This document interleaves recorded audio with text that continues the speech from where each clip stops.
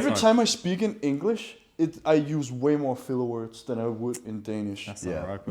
I think it's because my brain takes more time to process it. So I just automatically go, oh, this fucking something. I was like, why? Do you speak any other languages? I'm Danish, bro. So Danish, English? Danish, English, that's it. Yeah. But where's your mother from? My mom is half Japanese and half Danish. Wow.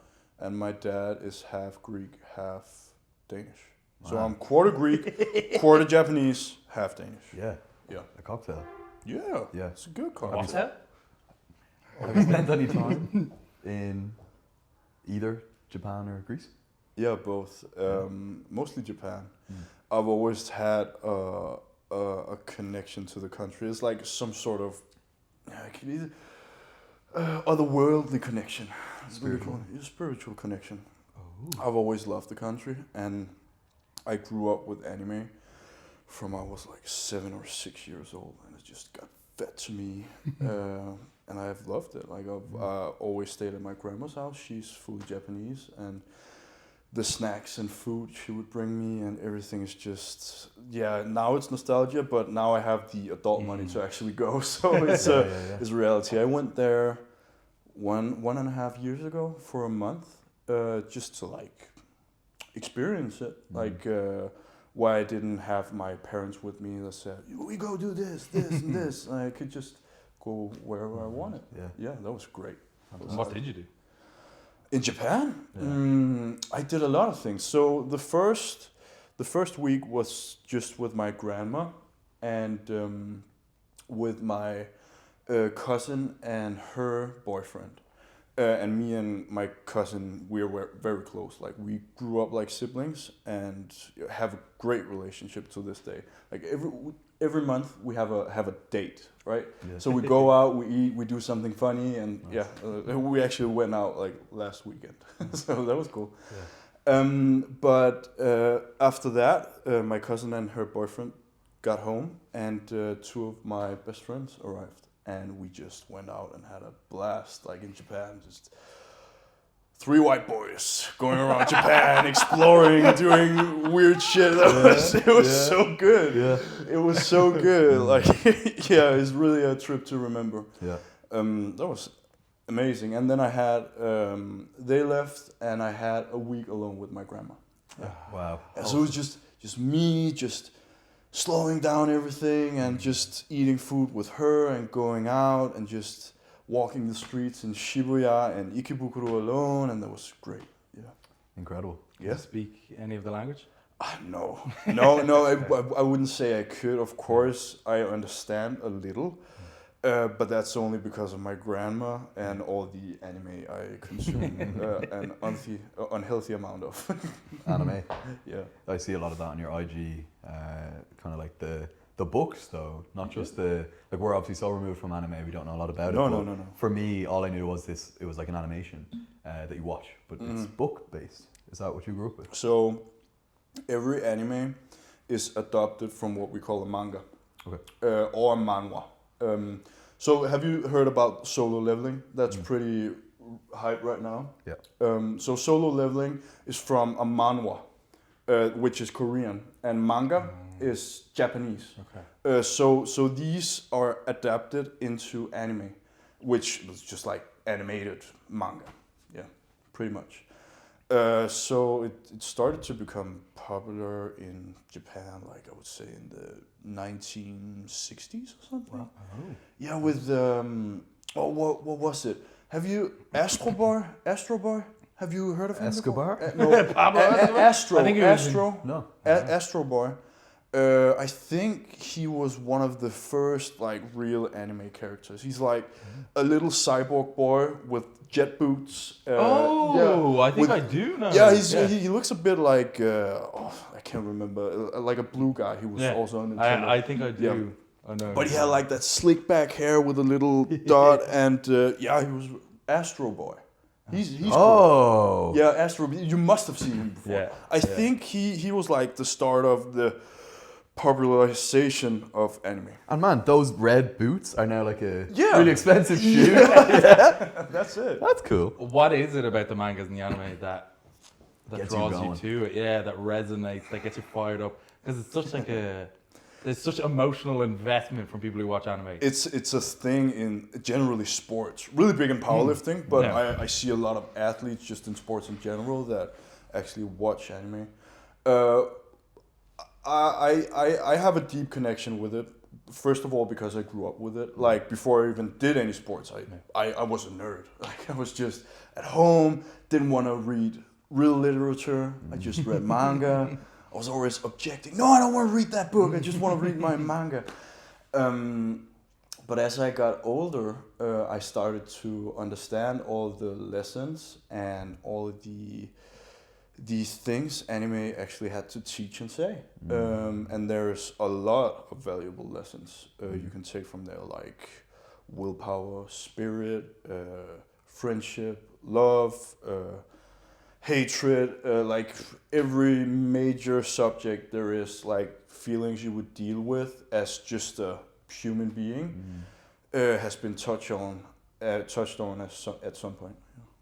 Are you an emotional person? Yeah, I would say so. Yeah, what's that mean to you? When I asked you that, what do you say? It means that I'm not afraid to feel. I feel like there is right now a very toxic masculinity, which is just suppress, just outwork it, just outdo it. But I actually heard that podcast from you too, and I think Chris Bumstead put it the best. Like he really put it the best. A real man is allowed to feel emotion, should feel emotion, and should deal with that emotion, because every emotion has something you can learn from, and it's the body's way of reacting to the things you experience. Yeah. So I think. Just in general, that feelings are very necessary for you to grow as a human being and to accept. Of course, everybody got them. You gotta accept it. But one thing is to have them, and another thing is to understand them and work with them. Because let's be honest, everybody faces tests and trials and has bad shit happening to them. But at the end of the day, we all fail, and a champion to me is someone that keeps failing but keeps rising again. Yeah. Ooh. That might be a good bridge onto you are the champion, you know? More specifically in powerlifting, you are the man, right? As of Malta, where we first met you, you're the best junior in the world. Yeah. I don't feel like the best junior in the world. Just put the beer down. I got it. Oh shit! Fuck. Yeah, he's the best junior in the world. What's that mean to you? What did that That's a good question. achievement mean to you? Oh shit! What does it mean to you? What does it mean to you? Yeah, that's deep. That's I know what it really means deep. to me. Man Crush Monday. These guys DM me and be like, oh, Monday man crush, no, Monday man crush on a Tuesday. That was him. Yeah, my man crush every day. Yeah. Man, when he takes those mirror selfies with the abs out. Oh my god, season 3 of that shit. Man. Yeah. You guys are just all up in my ass. Screenshot Like, of favorites folder. That's the thing. Like no DMs from girls. All the boys. Oh yeah, you look so sexy, bro. Oh my god. Why is it that happens? Like when you're younger, you're like, if I'm jacked, girls are gonna love this shit. Yeah, I all my know. DMs are like, damn. Guys. Damn, man. When I grow up, I want to have as big arms as you. Let me kiss those biceps. Yeah. But to answer your question, it means a whole lot. It means almost as much as I can. I can't really put it into words. It's pretty hard. I feel like all the the things I've done in the gym, where I started out being very alone with it, just fighting through my own battles and demons, and learning to attack all the emotions I felt actually in the gym. That was where it started. I just started enjoying working out. I just started enjoying being by myself, and the feeling of metal in your hand. Mm-hmm. There's no other feeling like that. It was great. And then I started gaining momentum. I started having people rooting for me, being like, "You're strong." I was like, "Yeah, but I can always be stronger." And it really started. I really started to notice that I had potential in 2021 or 2022, where so actually, recently, no, like where I started powerlifting. It was yeah. Long story short, I started powerlifting. How about long story long? Long story. I've told that on so many podcasts before. but no, I started powerlifting, and I gained so many friends from it. You guys saw how many that went to Malta with me just to support. Like I had an army. Six boys, just like friends, was just like, yeah, we're gonna fly to Malta with you, which was absolutely great. Like powerlifting has given me so much, and I'm so thankful for the sport just in general. And being a world champion is nice, but the thing is that I've always seen it as it's me versus me in some sort of way. World champion would be nice. It's a very respected, and I really admire people that can achieve that level of performance. But to me, it's more of a self-development thing. It's really much how much can I push myself. I've always been interested in how far my body can go. Like when we do natural powerlifting without any substance abuse and shit. I've always been, all right, how far can I get? How far can I reach? How strong can I be? And that really cemented it for me, and was like, all right, that was the first time I really felt proud of my own accomplishments. And it was weird because I was, of course, like I knew I was strong before, but one thing is being strong and other thing is being strong on a world level, right? Because we have a lot of strong people out there. It just needs to start taking it more seriously, I would say. Yeah. There's two things that like struck me there was a lot of what, like I guess when we do our podcasts or you're posting or whatever you're posting, it is to the majority. It is to the 90% of people. And there's always people that what you're saying doesn't fit their lives, their conditions or parameters, and that's okay. It doesn't mean what you're saying is wrong. It just means what you're saying is good for most people. Yeah. And in this circumstance, it's when we're saying, don't worry about where you rank next to other people. It's always kind of like a self-development thing. It's that's how I feel about it. It's like, oh my God, this was so cool to do Malta because I had injured myself and it had been the accumulation of like 5 years. But that's me saying it from where I rank. It's interesting to hear that from the top. Yeah. Like from up top. Because you could very well say anything else and it would be fine because you're up there. But to be 100% honest with you, like I had moments where I was like, I have to go in and win or else I'm a failure. Like I have to go in and win or else I'm a failure. And just knock myself in the head, and I got so sad before that because I was just like, if I don't win, is this even worth it? All the time I spend on this, all the things I do, and I had to knock myself out of that mindset a couple of times. How? Just working on myself, being more less result oriented, more journey oriented. Because as you guys know, like it's the journey that does the magic. Like the journey. If you woke up tomorrow, and you had my position as a world champion, but nothing before that hindered, you wouldn't feel different. Yeah. You would just be you. Yeah. You would just have the exact same mindset as yesterday. That's a great point. So the one thing is becoming world champion. The other thing is the test and trials that lays before that, because a lot of things has to be sorted on the route to a path to success. And yeah.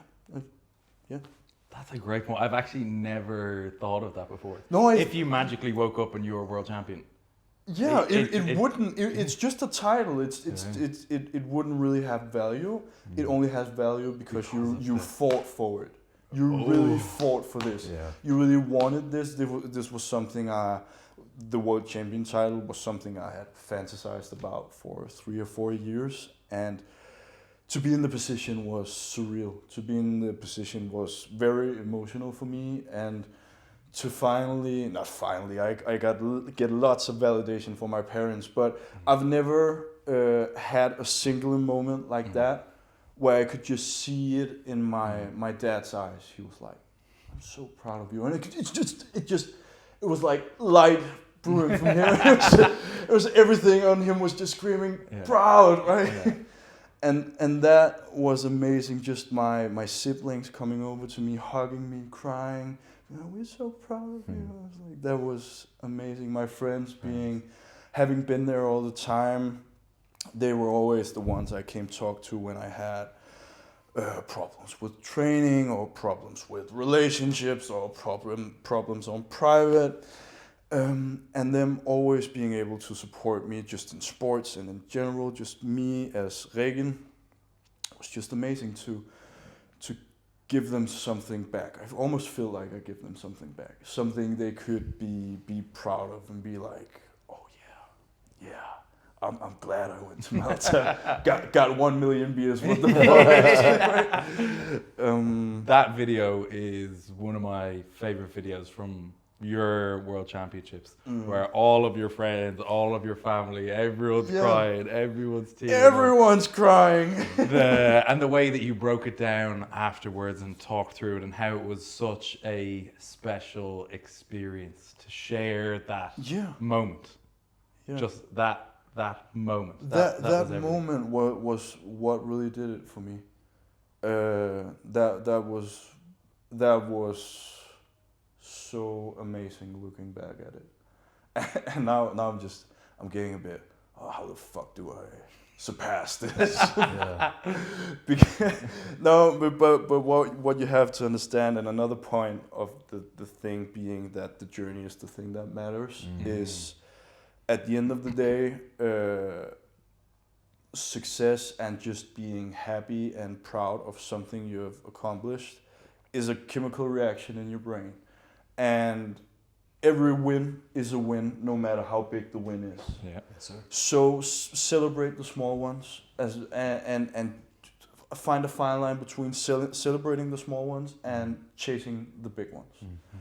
And I feel like that's a real good way of not being too sloppy, but remember being happy, present, and in the moment. I like that. Yeah, it's difficult. We've talked a lot about this in our personal life, not only on the podcast. Recently. It's hard to learn that though. It takes a while. Yeah, it is, and you still have fallbacks, and you still knock yourself in the head. It will always be like this. 100%. But we are just wired that way for more, right? Yeah, of course. That makes a lot of sense. It wouldn't make sense for an animal to be wired to get something and then that's it. No. Of course, you're always looking Why forward. Why would we settle for less? Yeah. Like we could have $1 trillion, 1 million beers, and 1,000 million women, right? but when we flash forward a year, we would be bored because that would be the new norm. We would chase something else. Yeah. There always needs to be a pursuit.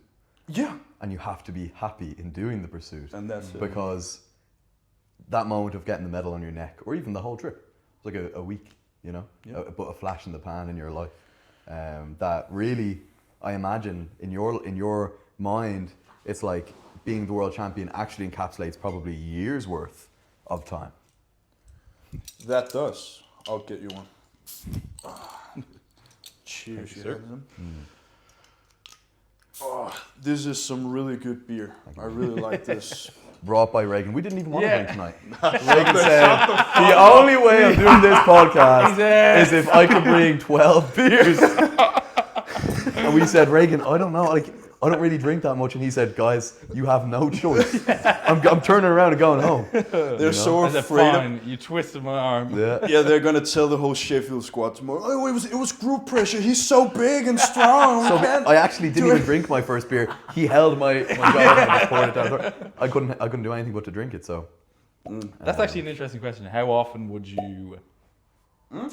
How often would you let loose? How often would you go out and enjoy yourself in that regard?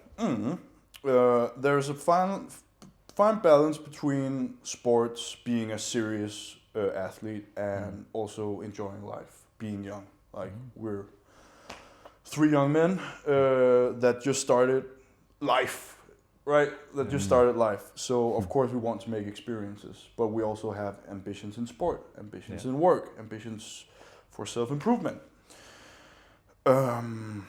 And we want to see friends and celebrate and be like this, right? Right now we're working, right now we're drinking, we're having a blast. We hacked the system, I think. What is that? How did we get it? When my dad drinks at work, he's fine. So it really depends on which type of human being you are.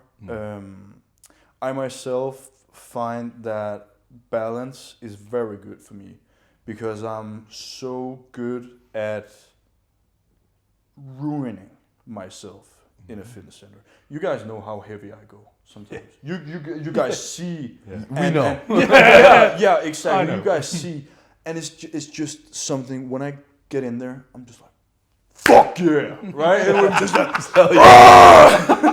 that's it. That's what I want to do right in there. I just have a wild animal inside me. I let out and just does the thing.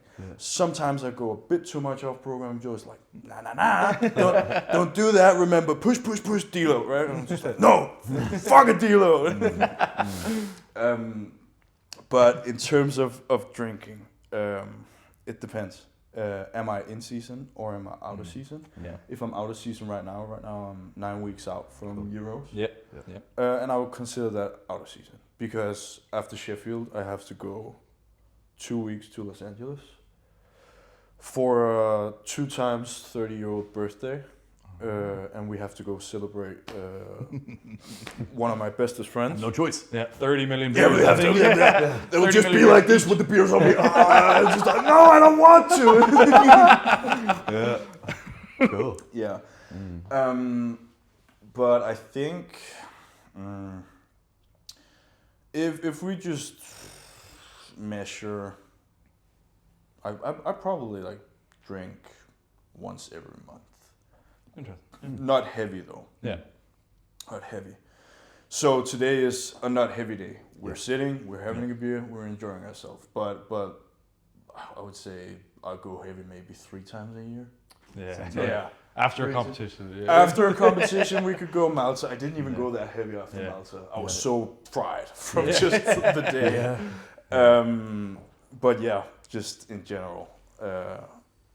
It is an interesting one though, I'd say, because when we were younger, maybe, I don't know, maybe I'll just speak for myself in this instance. You can speak for me as well.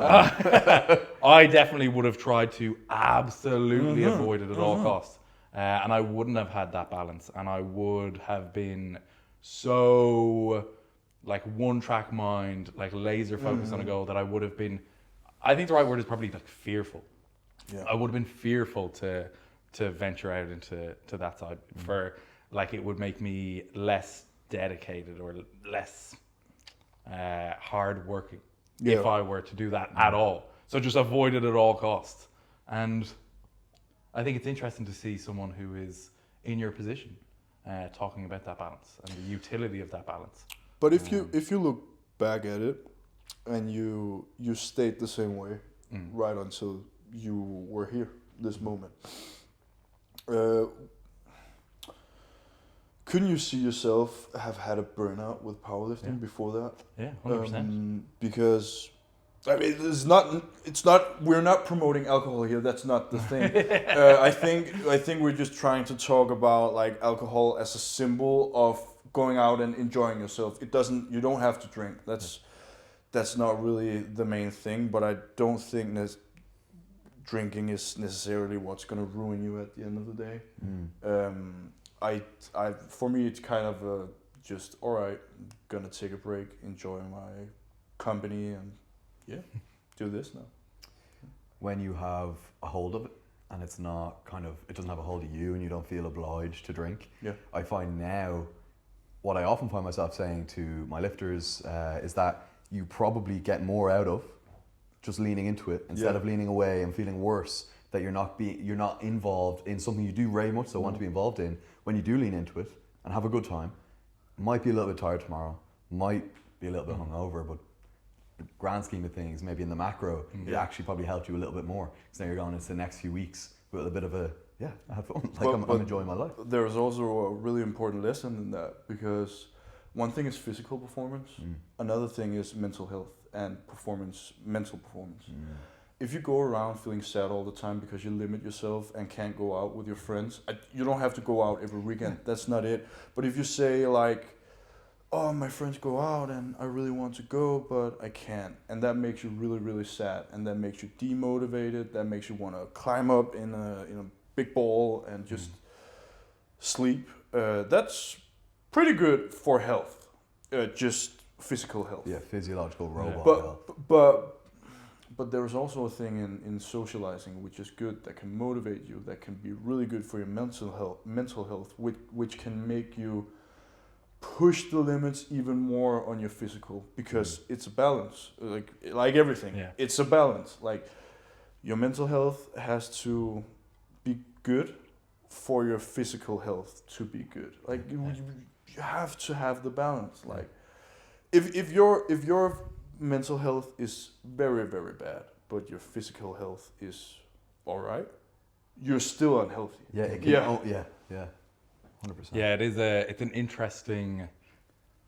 I think it does require a bit of framing, where I'm sure there are people who are on one end of the spectrum where they don't have perhaps like ambition to pursue powerlifting at the level that we do, and they are in a cycle of going out multiple times a week. Maybe they could do with a little bit more of the David Goggins of the world of you need to grind, you need to work harder, and then there's the people who are already that way inclined, who are so hardworking, who are so dedicated at the craft, who need a little bit of the other end of the spectrum of maybe you do need to let go a little bit, maybe you do need to unwind a little bit. I would imagine we have fallen probably further on the spectrum of being like one track minded with the goals. I know, again, I'll only speak for myself. That's definitely been the case for me. And learning to embrace the other side a little bit more. Me too. Yeah. I was also hyper focused on doing everything right, of what I could comprehend. But it's a very nuanced topic, right? Yeah. There's no one size fits all option. At the end of the day, it will just be what feels right and what doesn't ruin you. That's all right. That's probably all right. Yeah. Well, on that note, you're doing pretty all right. Yeah, training wise, the best junior lifter. And I am. You mentioned around 21, 22. That's when you noticed that you had potential. Was there a specific moment, or was there a specific period of time where you really noticed I'm like excelling? Yeah, powerlifting isn't that big in Denmark, and when I was 20 and became the best lifter, actually, when I was 21 and became the best lifter we've ever had in history, I was like, there must be something here. It must be pretty good. I think it must be all right at least.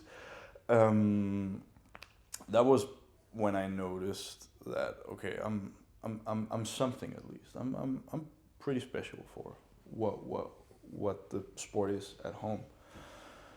And that's probably it. Like I've always just enjoyed it, like chasing numbers. I remember my first real chase was the 300 kilo deadlift. I really wanted that. That was a junior national record. Yeah. My first meet, I destroyed it with 25 kilos. It was just the first meet, right? 325, first meet. That was pretty good. Yeah. Yeah, I guess you could say that. Yeah, but as we said, Malta was only my fifth meet, so I'm new in powerlifting. I have so many things to learn about the sport, and so many people to meet and learn from, and I'm really excited for that because I feel like I'm just a baby. You are. Yeah, you are. I'm good at powerlifting. Just like a Hulk-sized baby. Yeah, talk me through that. Like, what the hell? Talk me through. Okay, from your analysis, what do you think has set you apart? What do you think has led to you getting to the position that you're in right now? I really want to say working harder than everybody else, but I don't necessarily think that's the case. I probably think I have the most training. I've done a lot of bodybuilding. I've really always put focus on the bodybuilding thing. And that's where I started. I was like, I want to do bodybuilding, but I also want to lift heavy. So how do we do that? We do some sort of power building thing, right? But what sets me apart? That's an interesting question. I haven't thought of that. I've thought about it a lot. You have. Look at these mirror pictures. Can I get your takes on what you guys think sets me apart of like just in general? Yeah. Well, you already touched on one. I'll build on it. Is you've trained a lot, so I have. You are fucking jacked. Yeah. I have a very good, just in general, gym background. Like I started in CrossFit, learned all basic movements, learned muscle ups, handstand, blah blah blah. Then I did some strongman work. Just did a few competitions for fun, and won the local ones. I've done one in -90, and then I've done -105, and then I've done -115, and then I've done open. And I've won them all. So I've won each weight class, like it's just different years. Nice. Yeah. It's pretty funny. Yeah. What were you asking? Basically, your sporting experience that you've been exposed to, like you said, CrossFit, bodybuilding, strongman. You kind of have developed this, I want to say like general strength, and also skill, and also like mental work capacity, where it's like you post a lot in your story, right? You've posted handstands, overhead press, muscle ups. We've seen you like clean and jerk and snatch, and it's like the fact that you can do all of that as a baseline. It's kind of like school where you're learning how to read and write, and you're learning how to do all the base mathematics before you can do the complex problems. Now, powerlifting isn't a complex problem, but on the elite level it is. We can get there. On the elite level it is. But it's like you've developed this like unfathomable base that I don't have, and I've been training for coming up on 10 years. I don't have the base of kind of it's kind of like I'll use like a cognitive example is like, you can imagine if someone has like become adept in like learning languages, computer coding, fucking mathematics, social reasoning and things like this, and spatial reasoning, probably pretty intelligent, probably pretty good at if you gave them a task. If I had to choose someone, I would give it to someone with the most like mental experience to figure out. It's like I've given you the powerlifting task because you've had all this huge experience. You've had like such a list, a repertoire of experiences. Yeah, I love that take. Yeah, that makes sense. There has to be a genetic component. 100%. Where, like, when exposed to X stimuli, and say me exposed to X stimuli, the outcome might be different based on something that I don't know how to explain. I'm not a geneticist or a biologist. I don't know, but it's like, for anyone who hasn't met Regin, like, his arms are like you couldn't actually like. He would eat them for breakfast. I've tried. He couldn't finish. Yes, he could. Multiple times. There's still the left arm for tomorrow. There has to be something like that. Yeah. And then there's stuff that we mightn't know. There's what's going on in here that you're sharing with us, but we don't know a ton about. We didn't grow up with you. We don't see you day to day. So there is perhaps the kind of mental component that interacts with everything that you do physically. Yeah, that's what's come to my mind. Yeah, you're just crazy jacked. Like like the muscle mass thing. I just always come back to that. Like it used to, I think when I was in the beginning stages of lifting and I hadn't been to these internationals, I was like, how the hell are these people like lifting these numbers? And then you meet them in person and you see the size of them and you go, yeah, he looks like he lifts those numbers. Yeah. So muscle mass is definitely one of the big things that I would identify. Yeah, brother. How the hell did you get so jacked then? Yeah, how did you get so jacked? How long have you been jacked? Yeah. When did you first start training? All right. I'll just pull the phone card right now. You have to see me at 18, then you'll understand a bit now. I'll just, you know, the good old Snapchat memories. Yeah, the hidden album. just cover it up with. Or show me. This was when I was 18, right? Holy shit. I was 18 here. Show him that. I have an even better video where you can just see like 18. the fullness of my muscle at 18. It was crazy. That sounded a bit like Arnold. The fullness of my muscle. The fullness of the pump. I'm coming in the gym. the pump. If anyone doesn't know that video, look up Arnold talking about the pump. That is one of the greatest lore pieces of content. He set the benchmark for being like homoerotic in powerlifting. That's actually very fair because there is a lot of homoerotic. I'm watching the video right now. Could you send us that for just so we can post it on the podcast? It's for the podcast though. You're 18. I'm 18 here. Yeah, that's crazy. I'm 18 here. If you just send me all of those videos that you have, we'll upload them on the podcast. No, that is not my private folder. Oh my god. Yeah, that's crazy. Yeah. That's crazy. Do you want to see me at 18? Because I'm not showing you. So hold on. So at that point, how long were you training? When did you start? My mom took me to my first CrossFit lesson when I just turned 14. Interesting. Yeah. Cool. I think I did that for 1.5, 2 years. What did you weigh? At that time, like 80 kilos, I think. I can't remember. I have an old DEXA scan at home, where I weigh like 87 or something. Lean? It says like my body mass, my fat percentage was 15%. So it was all right.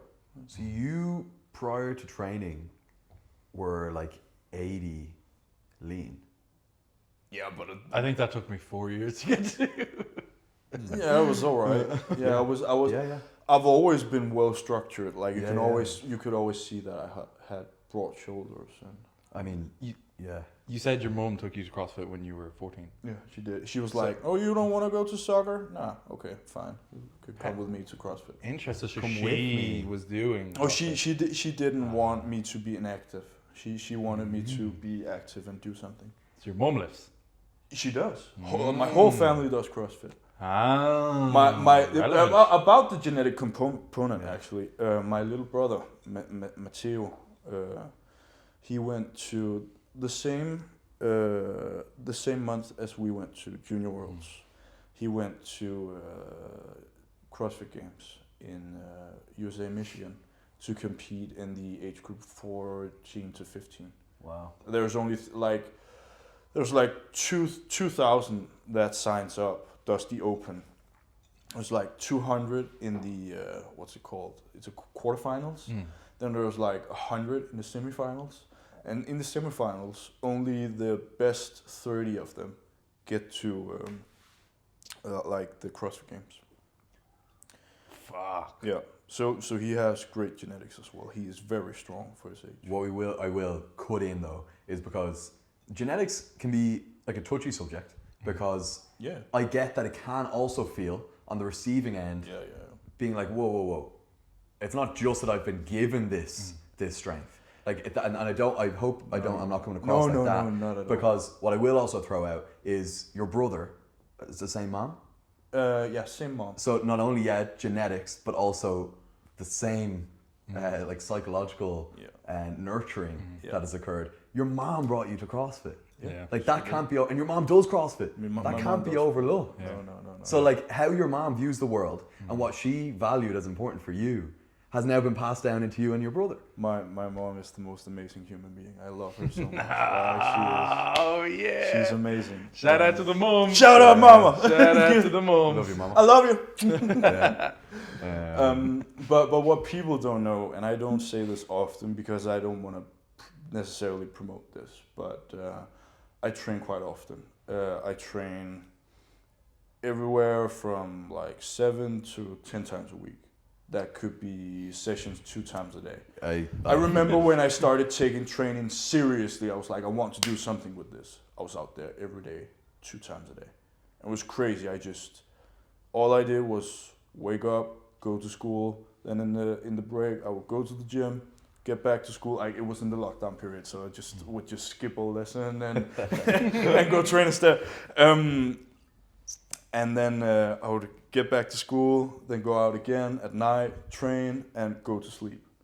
And I remember the feeling I had in my body. I was like, I am so destroyed, but I want this so bad. I don't want anything else. I just want this. Yeah. You still train that often? I train like, I train like 8 to 9 times a week. Yeah, double sessions. What's that consider? Oh, so break that down for me. What's that look like? I would consider a double session. I'm very bad with the typical lengthy powerlifting sessions. My head can't handle that. So what I will do if I have a heavy deadlift, I gotta go at least 340. Takes a bit to warm up, takes a bit to do the kilos and do back offsets and everything. It takes about 1.5 hours. I would never deem a 1.5 hour trip to the gym unnecessary. So I'll just go, do my deadlifts, get home, get some food, rest a little bit, do some work, then I'll go up at the gym again, do my bodybuilding. That gives me a refreshing feeling, and I feel like it allows me to push a bit more on my bodybuilding side. Very interesting. Yeah. Man, I want to do that. and I've heard other people doing it and having success with it. Yeah. Like splitting up their powerlifting work and their bodybuilding stuff. And then eating. And some water, eating chilling. in between, get well rested, get recovered, like just like rinse the head. Do you know what I'm gonna start saying from now on? So I train 6 days a week. Yeah. The flex special. I was just put on that. Oh yeah. Why am I not as strong as you, motherfucker? He said, Regin, we're gonna do the mega split. The mega split.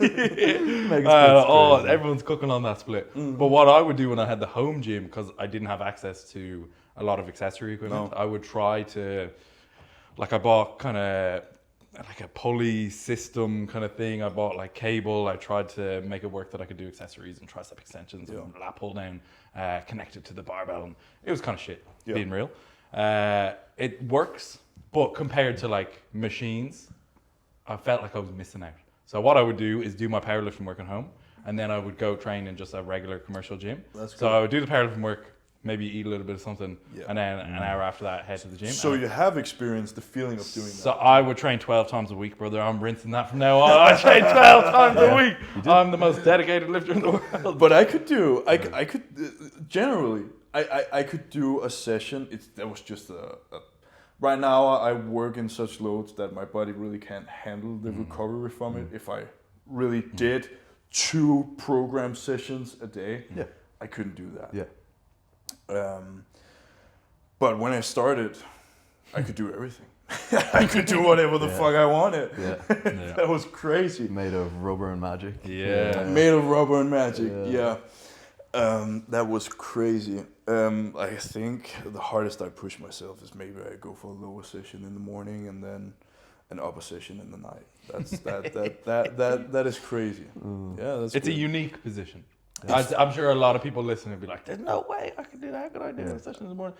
But don't knock it to try it, and I don't want you to try it. That's not. He just wants you to catch up. No. All I'm saying is that if you feel that you really want this, you have to do everything in your power to achieve it. Mm-hmm. I don't care how fatigued you are. I don't care what the science says. All that matters in the end is how hard you work. Like it does. You can do everything right. Just time the meals, time the macros, blah, do this, do that, no alcohol, blah, blah, blah.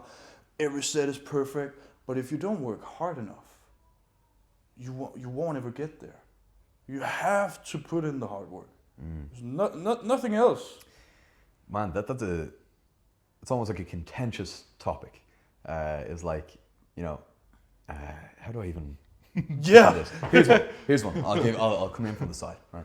That'll. Not the back. Man, from the side's good. Okay. It's crazy. So recently, I was talking to Adam, my coach, about side raises. Accessories. And I was talking about his, because he spent years where he kind of didn't care too much about his accessories, and now he's like doubling down. He's really hammering at them. He's talking about biceps, triceps, and he said, side raises, I'm doing this, this, and this. And then I said, here, you know what? Like I actually find it hard to do them more than twice a week. I actually I push these so hard, dumbbells, that I get a little bit tired because I'm standing and I'm moving weight. And then cable side raises are so hard that I actually don't want to do them again after I do them once, right? And he hit me with, because I do the cable side raises, I don't know if you conceptualize it like this. Imagine the dumbbells, they're most difficult when you're at the top. There's kind of like very little resistance down here, very little. And they're like most difficult when you're actually at your weakest. Whereas a side raise is the opposite, where if you set it up here, it's most difficult here when you're stretched, and then least difficult because of the angle at the fulcrum when you're at the top, when you're weakest. So scientifically it makes sense.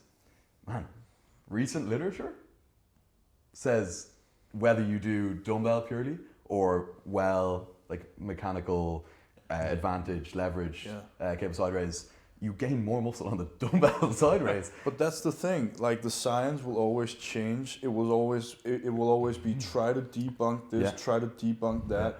But the thing that has never changed is hard work. It's like hard work. Everybody that has success in bodybuilding, in powerlifting, in CrossFit, in strongman, it doesn't matter. They work hard. They work hard. And I don't really think, like, if we just look at science and everybody does the same thing. We say everybody does the same thing. One has to come out on top because he has superior genetics. But everybody did the same. What if the person, like, would take one of the subjects and be like, all right, take him outside. He works harder than everybody else. Also the guy with the best genetics. Where will he get? Because he works harder than everybody. He does work to his full capacity. Where will he get? We don't know that. And you really kind of bring him to his full capacity as well. The whole Goggins kind of like, what's it, like 40%? It's like when you think you're done, you only have 40%. And that's how I conceptualized the outcome of that study was, it's not to negate the scientific findings. It doesn't mean they mean nothing. But what could be happening is, I know when I'm stood up doing dumbbell side raises, I'm looking at myself in the mirror, man. I'm stood up and I'm moving these dumbbells. I'm kind of like, sexy. I'm so sexy. And you're going to keep going. You're going to keep going. Oh, it's getting a bit tough. Okay. And I'll go, side raise? 3 more. I always have that. 3 more. 3 more. When you pause, 3 more. Cable side raise? Let's put it back. I'm done. There is an element of working hard, and I think dumbbell side raises are harder. You work harder to do them. That could be the little kick. Now, how do you measure that in a study? I don't know. But what you're saying is absolutely correct. Is if you took 1,000 subjects, never going to happen, 1,000 subjects, you give them the exact same program, the exact same lifestyle variables, you put them all in a hotel, you feed them, you make sure they sleep at the same time, you track their sleep. You do all of that. If there was a way to measure who works the hardest on the same program, within the same parameters, work hard still has to mean, like, you can't just send Joey 1 at 10 every time he gives you a 1 at 6, right? Hard isn't necessarily intensity all the time. No. It's intent. It's almost like going all in the parameters that you're given. It's both the physical and the mental thing. You have to do it with intensity. I think intention. Intensity and intention. Yeah. Right? Man, you're touching on a subject that I'm... Yeah, I feel you. I feel you. You're starting to heat up. Like, woo. I'm feeling it, man. I'm heating up. I've been hot since you came in the room. Yeah. Well, today is the special of the 2 barbells and... I was thinking about 2 barbells, bro. No! I meant 2 Andrews, 3 barbells, 1 OnlyFans. Oh, baby. Oh, baby. So the rest of this episode is actually going to be on our OnlyFans, 2 Andrews, 1 Regin. 2 Andrews, 1 Regin. Take the shirt off, man. You first, brother. You Crazy. Crazy. On that note of an OnlyFans, this is not related whatsoever, so I'm just going to take it in a separate direction. Hit me. Please do. You told us that you have a bit of an announcement. Oh yeah, baby. I have an announcement I'm very excited to share. Put the beer away so you can put this on. Go on, everyone, let's fix up. Yeah, let's switch. Let's do it. Yep. Okay, here we go. I am now sponsored by Gymshark. Oh my God!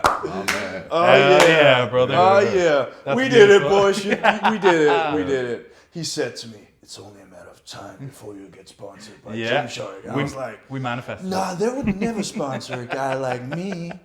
And then he was like, "I've done the magic. They'll sponsor you now." He's the main man. He's the one that did it. I got the crystals, brother. I was manifesting it. Sitting up.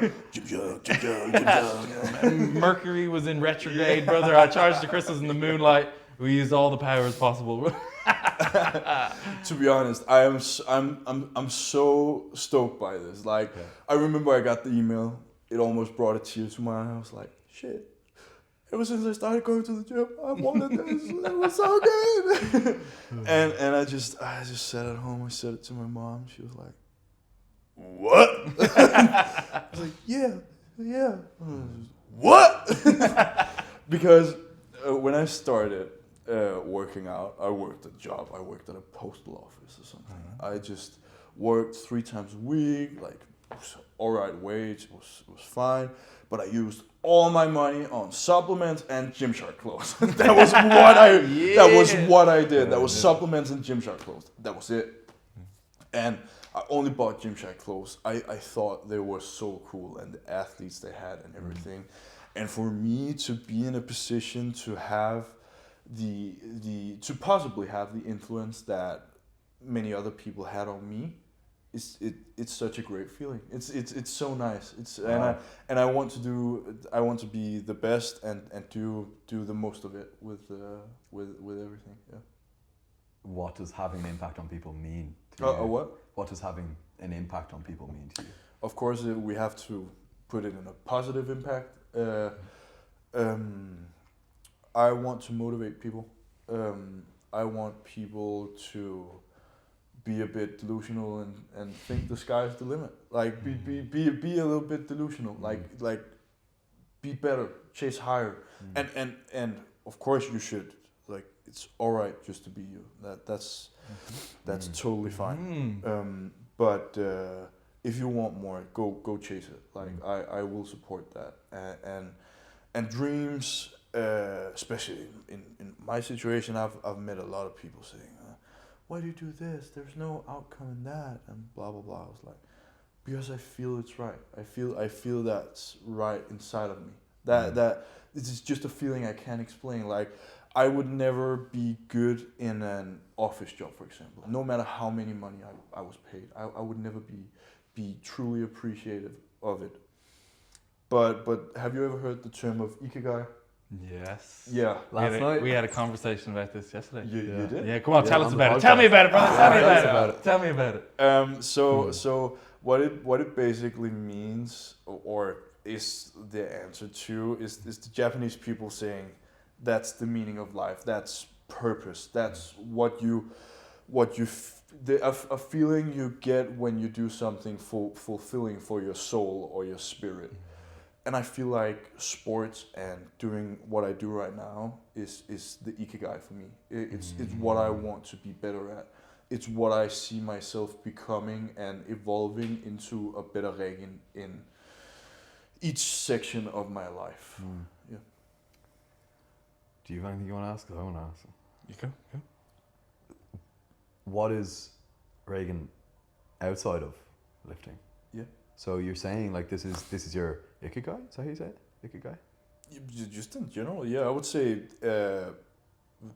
powerlifting and sports, just gym in general, is a way for me to self-develop and become better in a very specific term. There's a lot of learning involved in doing a thing professionally, or at least on an elite level, because you're tested very many times, like with your abductor tear, for example.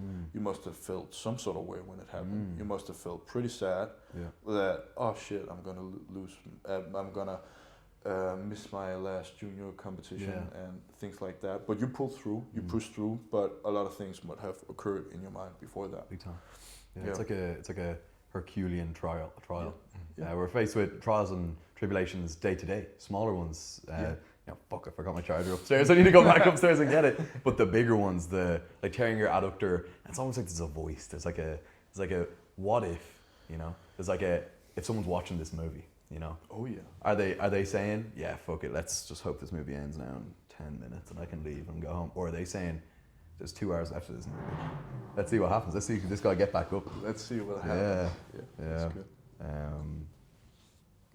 Trials and tribulations are kind of the ikigai, aren't they? You find where the trials you like facing. Where do you like facing the trials? Because every path you choose is like there will be challenges. Or at least the fulfilling ones. Yeah. The fulfilling ones. Yeah, that's right. Yeah. What challenges have you faced? Me? Good question. Because you, on the exterior, brother, you have just like gone from strength to strength. You have you just popped into this sport and took over. You're the world champion. You're the best lifter. Captain America. Yeah, you are like the most jacked, shredded, like craziest lifter ever. From the outside perspective, it's like this guy has got it going on. It must be the best. Yeah. It's a great feeling, but what challenges have I've faced a lot of different challenges. 12 weeks out from Worlds, I tore my hamstring. It healed up pretty good, so I could push from 6 weeks out. That was nice. Didn't really end up affecting me that much on the day. Only on the back squat. It still has some. Yeah, it was never run 100 meter again. Let me say that. No, there's so many times you hear that story. It's never during lifting. No, never during lifting. This is me and my best friend Bertram. He was like, "Oh yeah, I'm gonna challenge you to 100 meter. You're not faster than me." I'm like, "Motherfucker, I'm faster." It's just pure ego, right? Yeah. Then we went out. The worst thing about it is we did the 100 meter. He won. I can say that. He won. But he checked the phone. He was like, "Oh fuck, it didn't record." We did it again. 50 meters in, I tore my fucking hamstring. It was not nice. Of course, I have the typical stuff with heartbreak, as we talked about in the start. I'm an emotional guy, and I need time to suck it up, be sad, and but I'm also very good at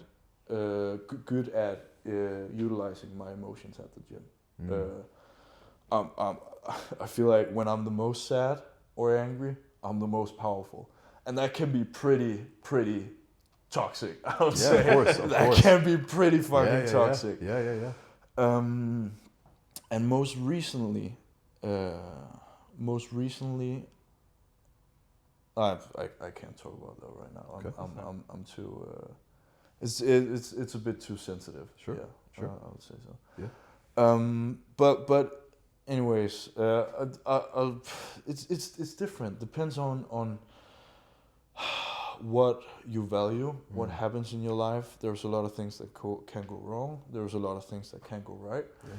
But if you just focus on the things that matters to you, you'll end up being pretty alright. You mentioned like feeling the feelings earlier on when I asked you if you're an emotional guy. You do have to just like actually experience the feelings and not just like push them down. What's the utility of that? Because on the surface it might seem I remember when I was younger, it's like it's so much easier to just Just like, no, I'm not actually sad. I'll just go on. But what's the utility of feeling your feelings? Allowing yourself to talk to your friends about it, for accepting that, all right, I'm Regin, I'm feeling sad. Should I do something about it, or should I just lay down and cry? That's the one thing I always choose to do something about it. I really like to communicate with my family and my friends. I'm like, all right, this thing happened. It's cool and all. I just want you to know it in case I want to talk with someone. But because then they know. Then they know if I'm a little bit gloomy, if I'm a little bit sad, if I'm a little bit sensitive. I get the ability to cope with my feelings in their when I'm with them. They don't have to ask about it.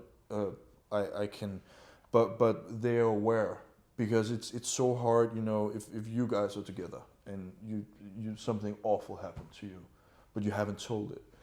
You would have such a hard time navigating what he's going through, because you don't know, why are you so like this? Why are you so silent today or something? It's so much easier just to be open about it, open about what you're feeling, and allowing yourself to feel it, because then is the only time it really can get better, is when you accept it and not just suppress it.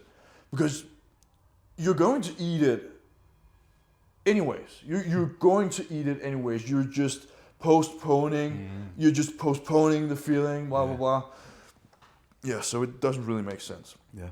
But it's hard. It's very hard. It is I hard. think, especially as males, I think it's very hard. Why as males? The way we are brought up, the way we are always seen as the providers, the way we are always seen as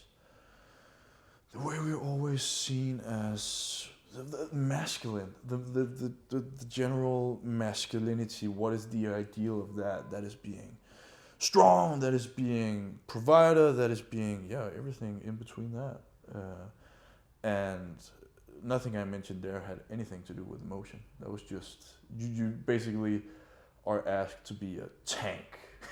Just taking every fall of the family, being like, all right, we'll just pull this together, that's fine. But we all have feelings, and I think that's all right. Yeah. I think so too. Sounds like you have a great support system around you. I do. I do. They are a big part of why I sit here in this position. Yeah. What does love mean to you then? With your family, with your friends? What is experiencing love? To me, there's two types of love. Probably more, but there's the love I have for my family and friends, which is just unconditional, lovely. Yeah, I can do everything with them, talk about everything. And then there's what's it called? What are you calling it? I was about to call it love with partner. The stupid one, the romantic one. The stupid one! The shitty one! That's it. Romantic love. Why did I lose that? Yeah, then there is the romantic love, where you feel like you found a partner who you love. Like, there's a clear difference between, for me at least, I think I've always gone into these things wrong, because once I get into a relationship, in the past, I've down prioritized myself instead of using the love and support to boost me even further.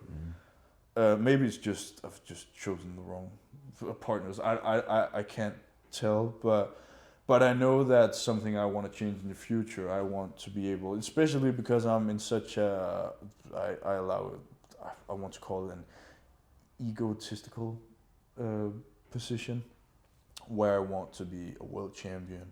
I want to train 8 to 9 times a day. I want to do my own business. I want to work all the time. I want to do social media. I want to do this. I want to do that. And everything just has to go up in some type of holy trinity, right? And that takes a lot of time. And one day maybe I'll find an individual that can support that system. But until then, I feel you. Yeah, I feel you. That's something I'm like realizing is kind of coming up in the last few years. It was very much so an attempt to see what I could give of myself to make this relationship work. Like exactly. It's like I have so much of I have this much of myself. I value myself. I'm so loved. I have such a support system. So let me just use that and put it into a relationship. And instead of having this, I kind of empty the bottle into the relationship where this is my bottle. Huh? Yeah. And like what the relationship should really be doing, Budweiser's crazy. What the relationship should really be doing is bottle, is adding extra to bottle. It's an extra bottle. It's making sure that whatever you pour your bottle into, it's topping it up. Not they, because you're doing it for them too. And it's that being in the relationship should be so fulfilling that, of course, you have to give stuff to it. That is far from what I'm saying. It's like it should be refilling you as opposed to just draining. And that is interesting. And there is most definitely someone that fits Regin's life that is compatible with everything you want to do. Most definitely is. If you're out there, text me. Okay, wait, hold on. 1 second. I'm here, brother. Guys, there's enough for all of us. I'm here, brother. Don't worry. But you got two of them. We're I'll fill your that. cup, we're brother. Into that polyamory. Do you want to open these, or do you want me to get 3 small? Oh, get the neck oils. Yes, sir. Man, this has been beautiful. I've just been listening and taking it in. This was really a good talk. Yeah, like you're a very intellectual, emotionally aware. We drank the neck bottles. Inspiring. Yeah, we drank all the bottles. Inspiring individual. I appreciate you. I'm interested because we talked a little bit about like the anime and the ikigai. Like I feel like the Japanese must be cooking something, man. They are cooking. And they have the best food in the world. I can say that for sure. Do they like feel emotions like more? I don't know. Is there more of like a culture of expressing that? I think Andrew's gone for a bit. Did he bring his mic with him? No, okay, he took his mic. He put it out. Yeah. Are you able to identify that? Do the Japanese like feel things very deeply? Is there a culture of that? Is there a culture of expression? I would actually not say that's the general theme in Japanese culture. Without knowing too much about it, that's not the idea I have of Japanese culture in general. So where did this come from? My mom, I think. I grew up with my mom, and it was just me and her at the start. And I generally grew up with a lot of women around me. Interesting. Hella women around me. The crazy thing. I have hella women around me. Tell us more. Tell us more. Where's no, my mom, my grandma. Just a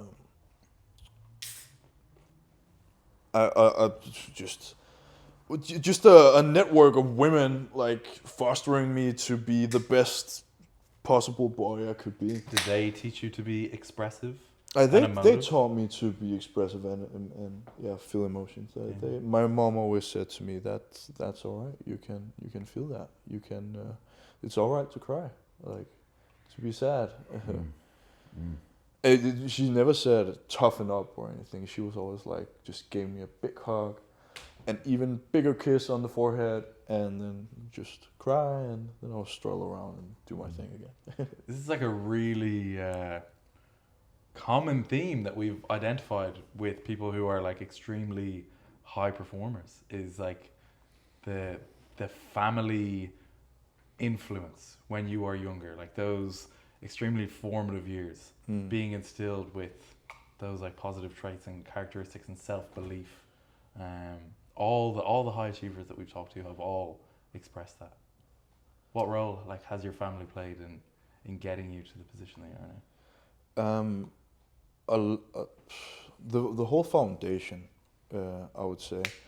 There was when I started taking training seriously. I don't think my family understood it. They first really understood it when I went to nationals and did the heaviest deadlift of all time. Crazy. And it was both in classic and equipped in Denmark. So I was just, and they didn't really know it. I just said, I remember I went in there and the whole crowd just started cheering for me. It was funny because first I did like 42, which was the record. So I did 42 and a half and I pulled it off the ground. I was so happy, but it moved all right. So I just said to my coach back then, I was just like, 10 kilos up. I was just in the heat. I was just not thinking straight. I was just 10 kilos more, right?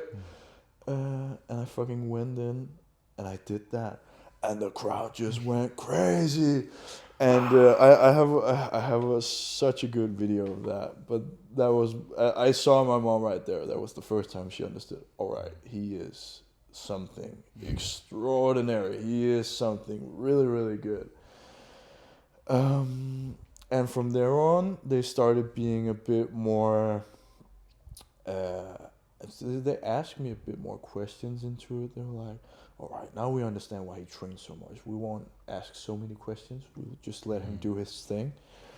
But it was first really when I said, all right, Mom and Dad, I've been chosen to go to the World Championships. This is a really cool opportunity for me. And they were like, what? And they didn't know I was that level of good. So that was when they really started understanding and supporting. And my mom was just like, yeah, do you want me to make meal prep or anything? Do you want me to do anything that sort of way? And my dad, well, he was also very, you can just take the car to training, that's fine. And now we're just a functioning sports family at home. It's so cool. It's so cool. Every family dinner is just like, oh yeah, I just did a PR on this. But everybody loves it. That's the beautiful thing about it. Because if a family training doesn't interest you, it doesn't really matter. But everybody at home is interested in each other's training. So that's lovely. That's beautiful. Yeah. That is beautiful. My parents have recently started going to the gym, but they were never like a gym oriented or sport oriented family yet. Have always been so involved in my pursuit of my own progress, you could say. Like that, like what can I cook, what can I do you need a lift before I could drive? So I can relate to that. Just makes me feel very grateful for the position very grateful for family and friends. And it's like, you know what I can like slap on it is they showed me a way, a means of expressing my love. It's like, I hope that I'm in a position where I can show my kid, son or daughter, that not only can they pursue whatever they want, but I will do my best to help them. Whatever I can do, I will do. That might not be that's what I'm trying to take from this. I'm trying to be like, what traits could I absorb? What is the magic that is contributing to leading to these results? What are the conditions? What is being done that is facilitating this? And how can I learn from that and implement that as best I can? Yeah. It just seems like listening and supporting and being there and being willing to help. Yeah, I like that. It's a very lovely feeling right now. you have a girlfriend, right? Yeah, I do. Yeah. She's lovely, isn't she? Extremely supportive. That's good. Extremely supportive. That's good. She was with you. Yeah, at all the competitions. At every single one, bro. Every single competition has to take however many days off work. Has to. Yeah, it's incredible. Son of a bitch. I know. Like we don't want to lose it. And like I would say that's a massive. And this is okay. Maybe this is wrong, but I would definitely identify. Okay, maybe there's two alternate situations. The stability of a solid relationship, I think, is so productive for training. Yeah. Then perhaps on the other side of just being like a lone wolf, where you can do everything and dedicate everything yourself. Then maybe there's a little bit of a middle ground where okay, maybe I'm wrong. I'm not saying like you're doomed if you're in this position, but there's definitely issues that arise in that period that you could see where you have these competing desires and whatnot, and there's behaviors that go along with when you're dating that maybe don't align the best with training, but the behaviors and lifestyle associated with being in that stable relationship has been so helpful and beneficial in my training anyway. Like there's times where if I'm so busy with like whatever work that I have to do for the day, that Alana, my girlfriend, will prepare and cook dinner, and I can come home and have. She'd be like how much protein do you need? Like we'll make sure that you you have that sorted out. That I can come home and have that ready, have that supported. Come into these competitions, reassuring me. I'd say that's a really big one. Is reassuring me of my potential when maybe I don't see it myself. Maybe when I don't believe in myself, having that support, and that, as you guys were talking about it earlier, that the relationship is pushing you higher rather than something that is taking from you. And I'm just extremely fortunate, grateful, happy to be in a position where I do have that support system. And again, as you guys mentioned, your family, my mum listens to all these, my dad listens to these as well. I was going to interject and be like, my family's great too, by the way. They're incredibly supportive. From when I was 15, 16, whatever it was, like paying for my coaching, bringing me to the gym. They were. Yeah, all of those sorts of things. You got a coach at 16. Yeah. Damn, that's early. Covering my gym memberships, like getting all the food that I would ask them to get in the shops, like all those kind of things. Anything to support that pursuit and that endeavor. And yeah, it is nice. It's nice to reflect on these sorts of things and be grateful for it, because I feel maybe you can. I'm really grateful for it. I also feel like if we look a little bit back into the champion thing, one thing that really really motivated me was wanting to make my parents proud. Not knowing that they're already proud by the person I've become, but just cementing it thick into the wall, being world champion, blah blah blah, something. And my mom and dad loves it. They're like, oh, I spoke to a friend at work today. They said, oh, I've seen your son on social media. He's world champion. They'll just brag about me everywhere. My mom is all right at giving me compliments in person. She's all right. Yeah. but when she talks, to her friends, holy shit. I am the absolute shit. And I'm just doing my thing, right? Because I enjoy it. That's what matters at the end of the day. My nose is.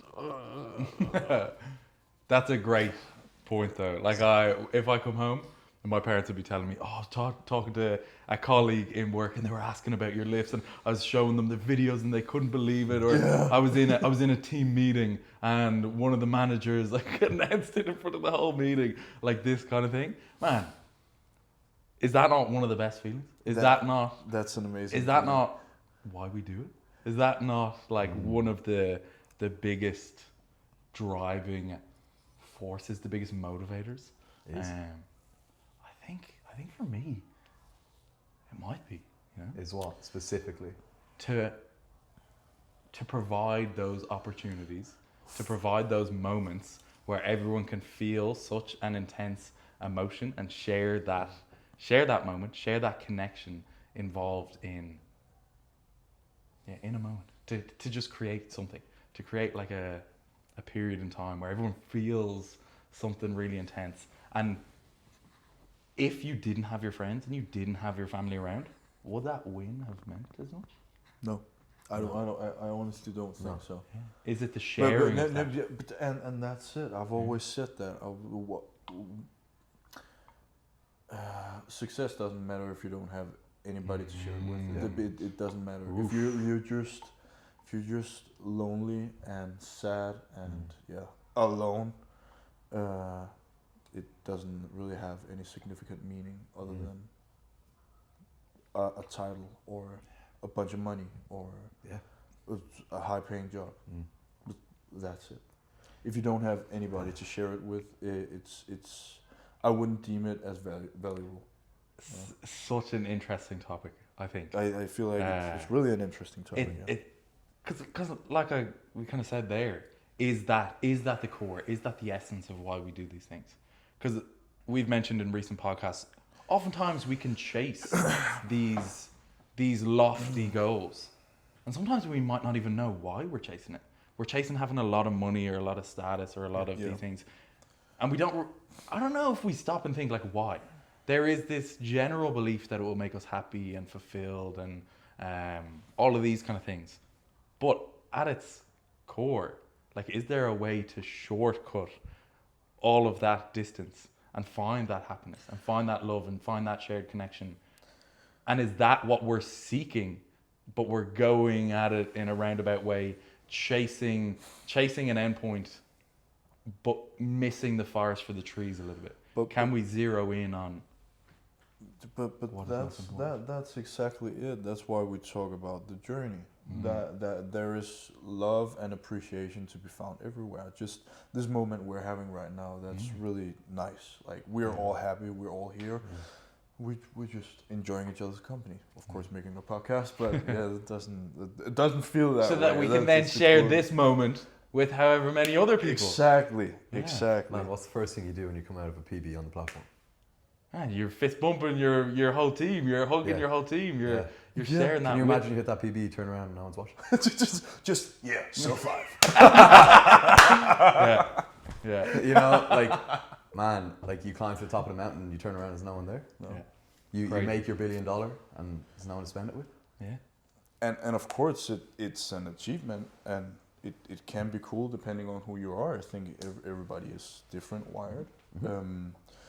But for us, social, human beings, emotional guys who like friendship and loving, caring families and partners, that's our highest. That's what makes us rich. Yeah. That is what makes us rich. It is. I like that. That. There's a Bob Marley quote about that. I'm going to fuck it up if I try to say it, but it's along the lines of being rich. And then the question was like, oh, do you have a lot of wealth? But it was about the experience and the love of the community that you have. Yes. Yeah.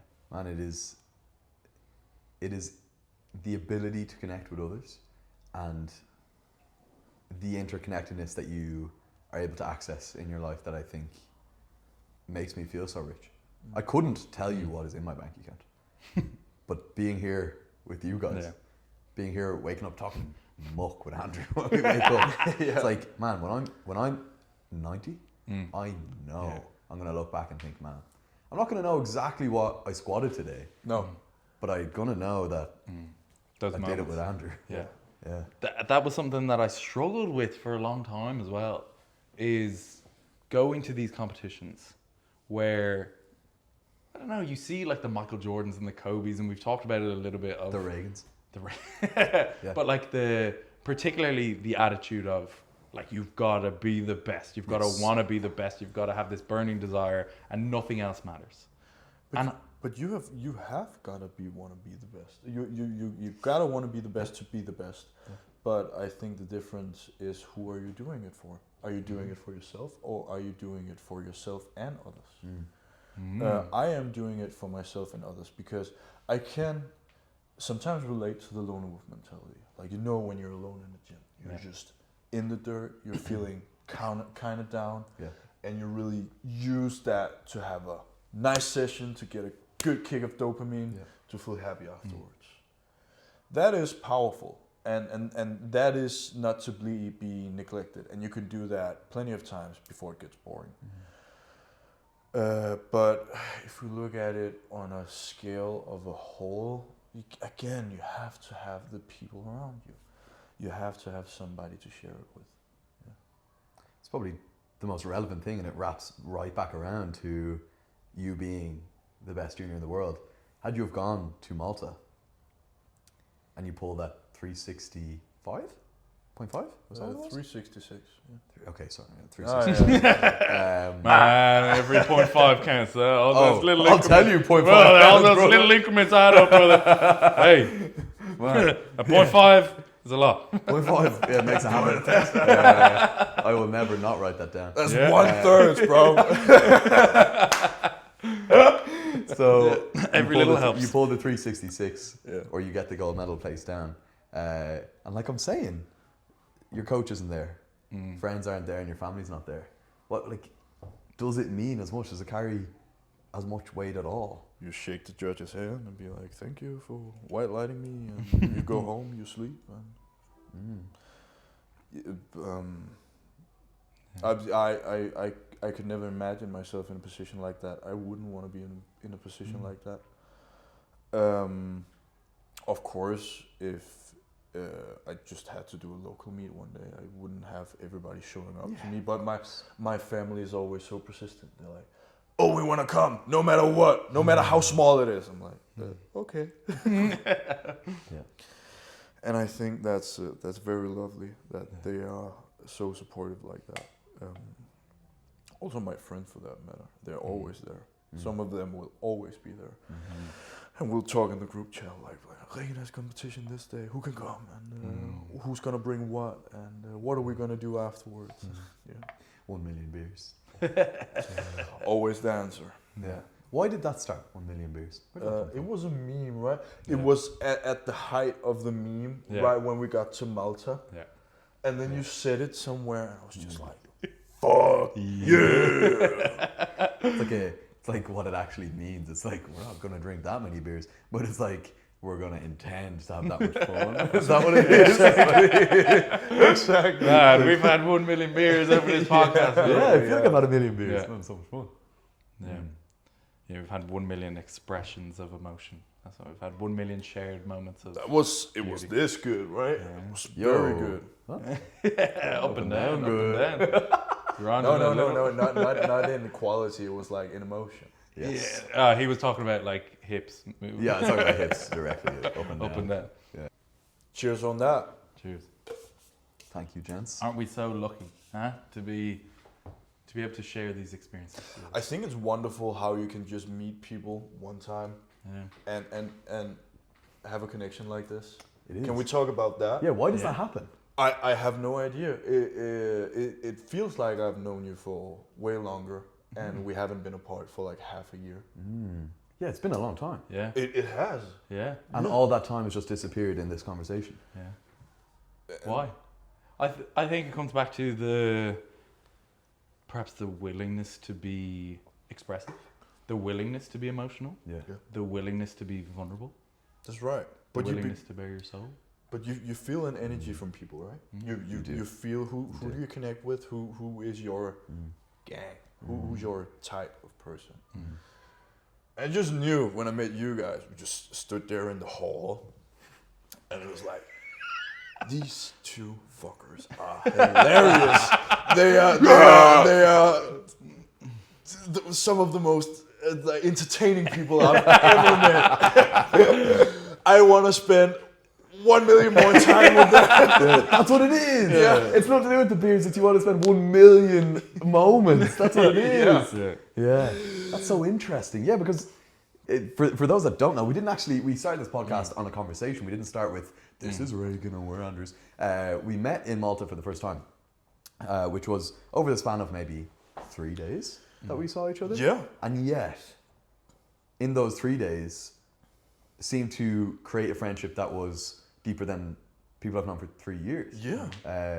It's interesting. Like you're saying, there's an energy connection. There's like how willing are you to connect with the person in the turnaround that you have.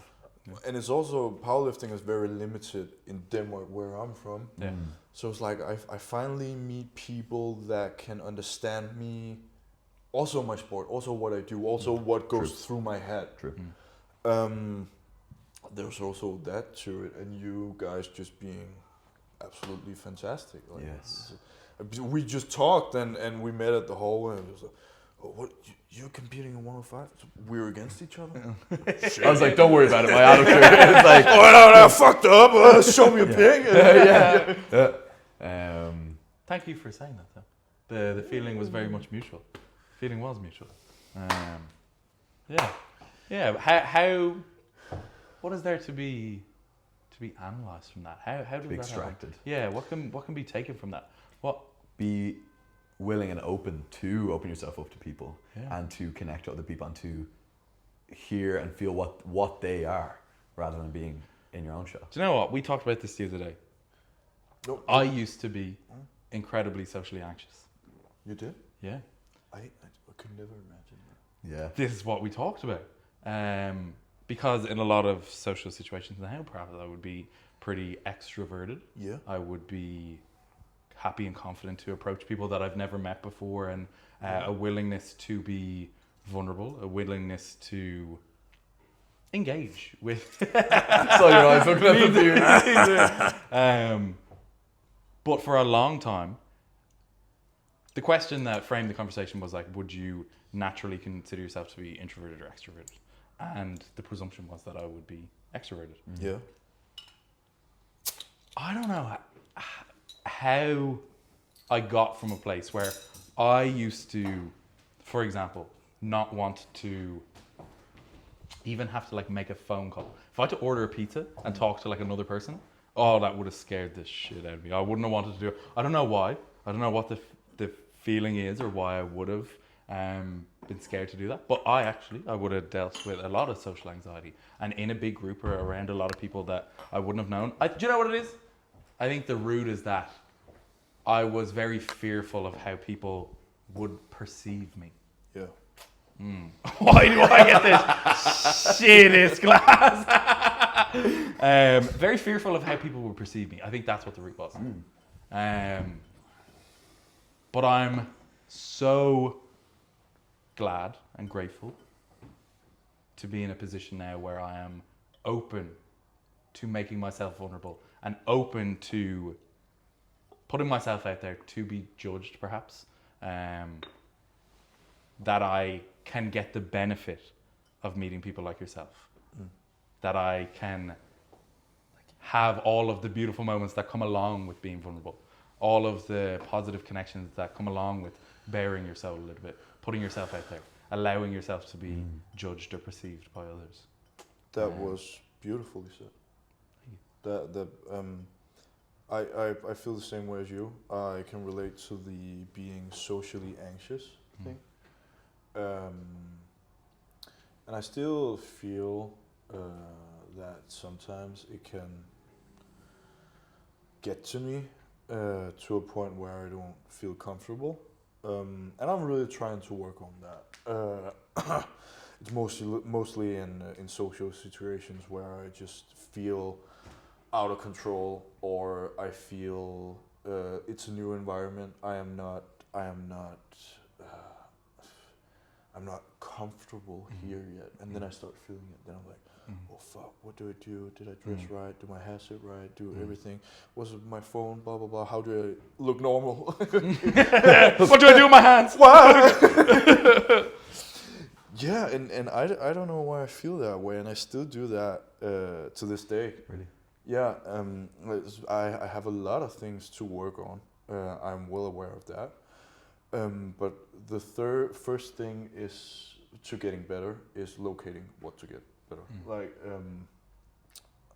also with the emotional thing we talked about, which was a huge subject, and I really value you guys for being the same way, like feeling the same way as me. I feel like that's a big thing to be able to talk about and express that. I like that. One of the things is, I think everyone is the same way. But it's the willingness to expose that part of yourself, because it is vulnerable, it is scary, it's not common. It's not commonplace to talk about those things. No. But it is like a universal experience. It is. And I think it's only through seeing other people that are perhaps people that I admire or I look up to or I would like to emulate in some way in the future, expressing that they go through the same emotions that I do, that I'm not the weird one, since it is like a taboo topic and like the whole toxic masculinity and all those kind of things. I think it is only through these kind of conversations, seeing people who are in a position that I would love to emulate, like the best junior lifter, being able to expose the parts of ourselves that we would like to hide, because we want to portray ourselves as the super macho masculine. Like I have everything right. I have it all figured out. Always be the baddest bitch in the room, right? Yeah. Hell yeah. And that's one of the things that makes my friend group so great. Is that it's pretty funny because at the start when I met two of my bestest friends, we used to call ourselves the girls. Cool. Because we had like a hot chair where we talked about feelings. Oh. Where we switched around. We were like, one was going through a heartbreak, the other one was having problems with his girlfriend. We just switched around. Everybody got a turn. Oh my God. That was amazing. And that really brought us together. I want to be one of the girls. Yeah. We are the girls. We are the girls right now. We are the girls right now. That's right. Okay. That's right. Isn't it interesting how we refer to that as the girls, though? And that is very interesting how we refer to that as the girls, because being emotional, and that's why I still know I have a lot of things to work on. Like I clearly do, because sometimes I suppress things like the thing about knocking myself if I don't win, if not enjoying it, not allowing myself to feel grateful, suppressing it, being like, okay, if I go to one training and be like, fuck, I only squatted 300 kilos today, and instead of always being shit, I could have done better, being like, you did all right. And that's the hard thing. It's the hard thing, because you always want to do better. You always want to push it. You always want to become stronger and better and blah, blah, blah. And that's the thing that's going to drive your career at the end of the day. But still enjoying it at the moment while you are trying to become the greatest version of yourself. Like you said, that is so hard. That is so hard. Yeah. Why is it so hard? Why is it so hard to confront the emotional vulnerability? For me, perhaps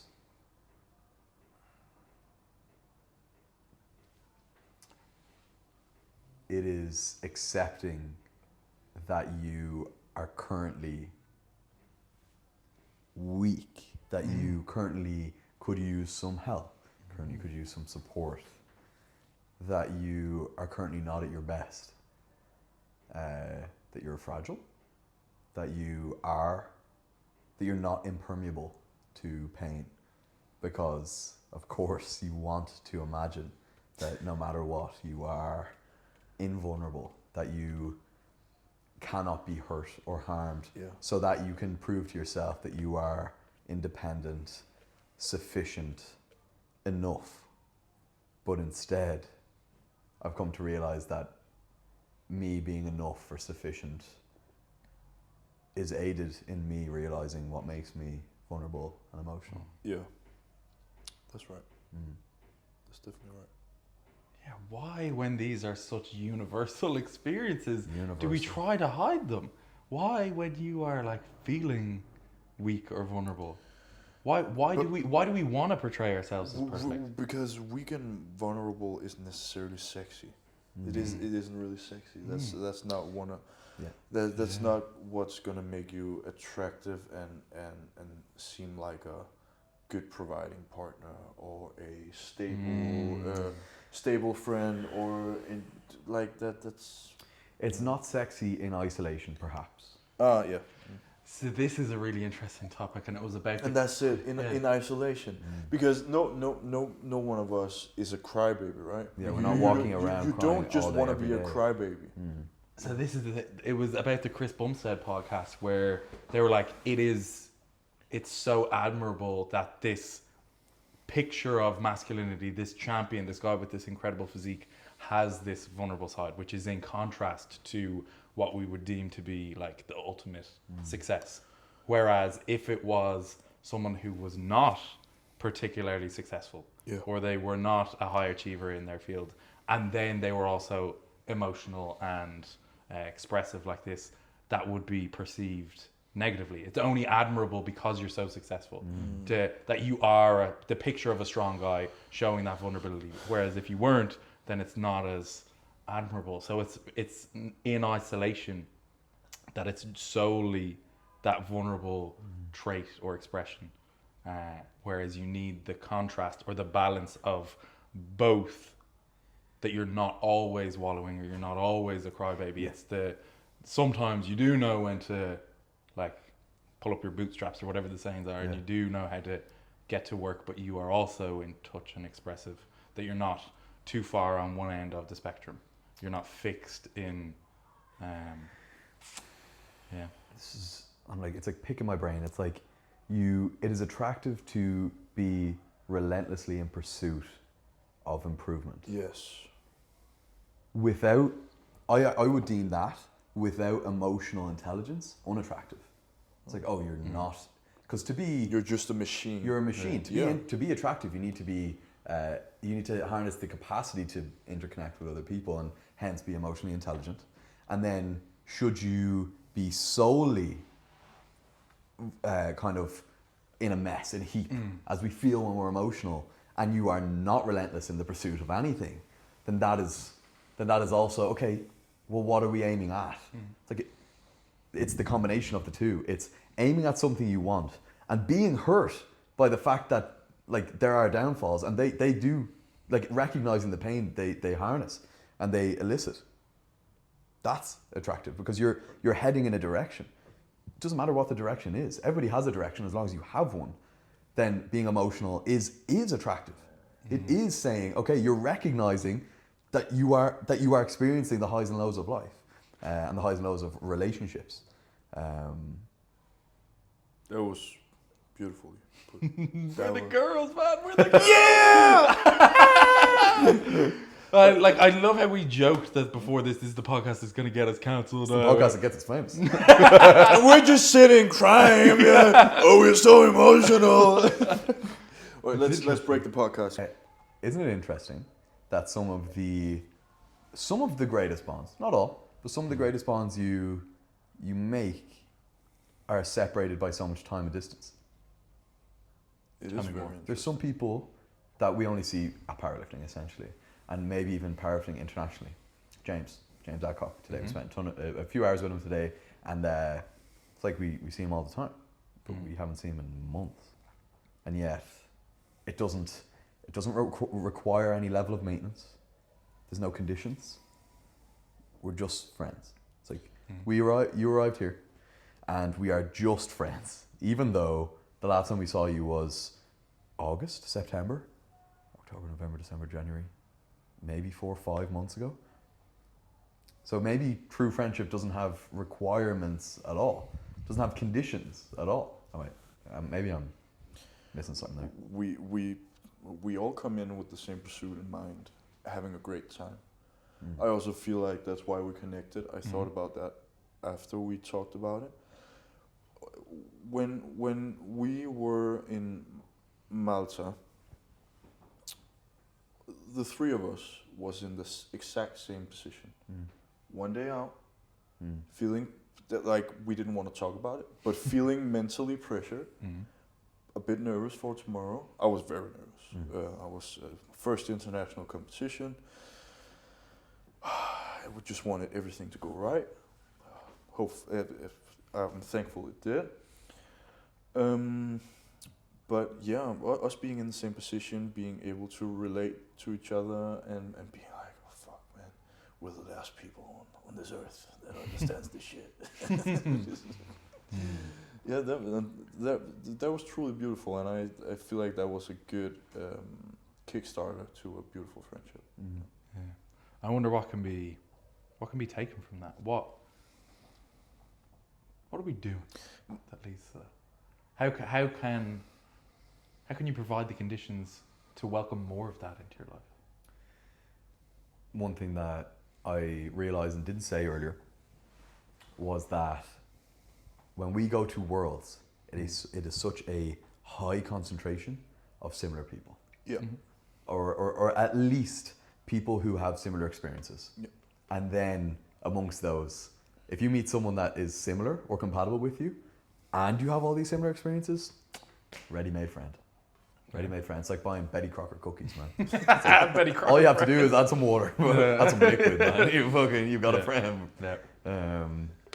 Yeah. I think there's I don't know if it's like a mindset, a way of being, or like a belief that just everyone wants the same things. Everyone just wants to be loved, to feel part of a community. We're all in it together. An inherent view of other people as the same as myself. While you said we have a ton of similarities in that regard, I would say there's a ton of similarities with everyone. With life.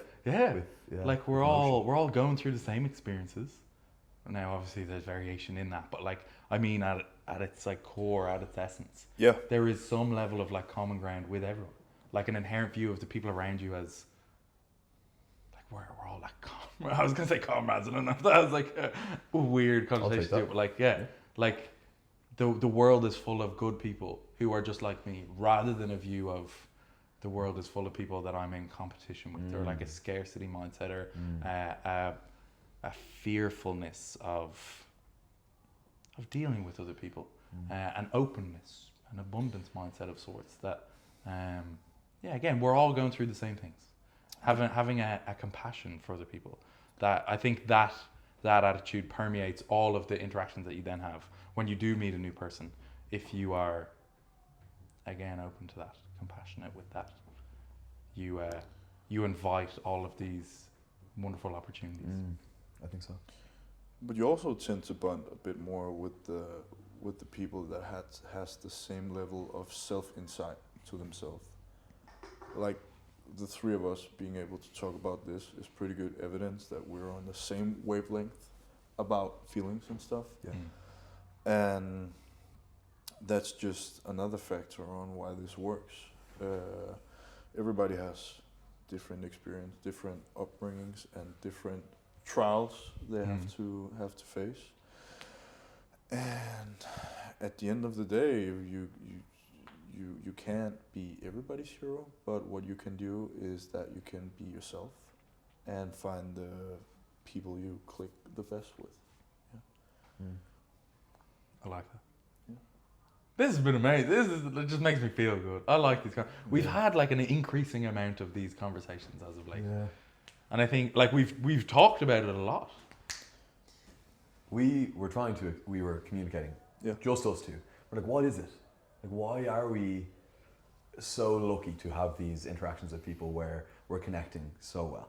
And the only thing I had to propose was that we were so genuinely interested in who they were and what they had to say. I'm going to add to it. We're exposing our vulnerability as well. Is that we're presenting as obviously your friend, but as we're showing you that we have these thoughts. Yeah. And that only invites invites safety. Yeah. Encourages safety. Because when someone exposes to me that they've experienced something or they're feeling something, then I'm the law of reciprocity. Reciprocity. Communication and stuff like this is so interesting to me, and it's something that we spend a lot of time learning about, talking about. There are these studies, and I think we will do this on a podcast. There's a list of 36 questions, and it's called the Fast Friends protocol. I think it's from Berkeley or one of these it was Berkeley, universities or institutions or whatever it is, and it's a list of questions that goes in a particular order that starts off with a low level of vulnerability and ascends in terms of how much of yourself you are revealing to the other person. And they did it in multiple orders where there's 36 questions. One person asked their partner all 36 questions in a row. So it's just a one-way question and answer system. So I'm just asking Andrew, okay, say you're going on a dinner, who's one guest that you would like to have, dead or alive, whatever it is. Yeah. By the end of it, you're asking about death or the most intimate experiences that someone can have. If it was a one-way street of asking questions, it did not elicit any sort of favorable emotional response or connection. When they went question for answer. So I ask you the first question, you give me your answer, and then you ask me the same question, and I give you my answer. That mutual expression, that mutual vulnerability, that mutual shared experience, that elicited the largest response and the largest sense of connection and community and relationship and bond. So that willingness for both parties to show those parts of themselves. Whoa! that is something that's very significant. So yes, you did touch on that. Like, being the change you want to see, opening yourself up so that others feel comfortable opening up with you, creating that safe space to talk about these things. I think that's essential.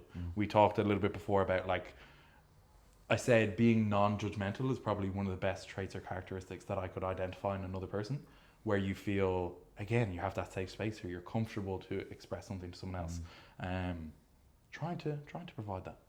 Trying to be non-judgmental, trying to listen, trying to take a genuine interest in another person. I think if you go through life with that attitude, oh my goodness, there's so much beauty out there. You're in for a treat. Yeah. Yeah. Like, as I was saying, like, what can we extract from this? Like, how can you invite more of that into your life? And I think that's just it. And looking at the people around you that you don't know, you don't have a connection with them yet, but viewing them as a comrade, viewing them as someone who's going through the same experiences as you, being open to creating that safe space and being vulnerable yourself. I think that's just a life hack, a cheat code. And if you do that, you probably can't go wrong. Whatever your goals are, whatever they may be, being a world champion, being a successful businessman, businesswoman, anything. Maybe your goals are nothing related to that whatsoever. But if you take those core values with you throughout your life, oh my God, what a journey it'll be. I have a question for you. What would you think were 3 main key points to take away from this podcast? That's weird. I was about to ask you 3 of your, like, favorite qualities in your friends, but you'll get you to answer that after. 3 main takeaways from this podcast. Okay, so the biggest one is an actionable step for you is to be open to connection, be open to sharing what you experience with other people, because that only invites the same thing.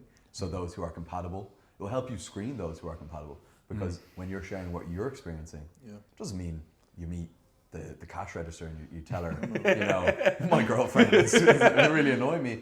But it's maybe being more open to meeting your emotions where they are and sharing those with the people that you feel you're safe to share them with, because that invites safety in them.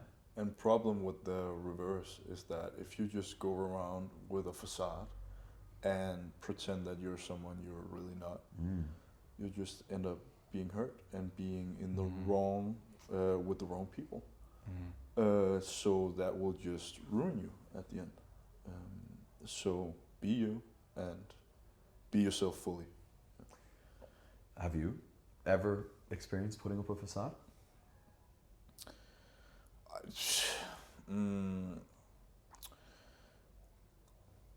probably have.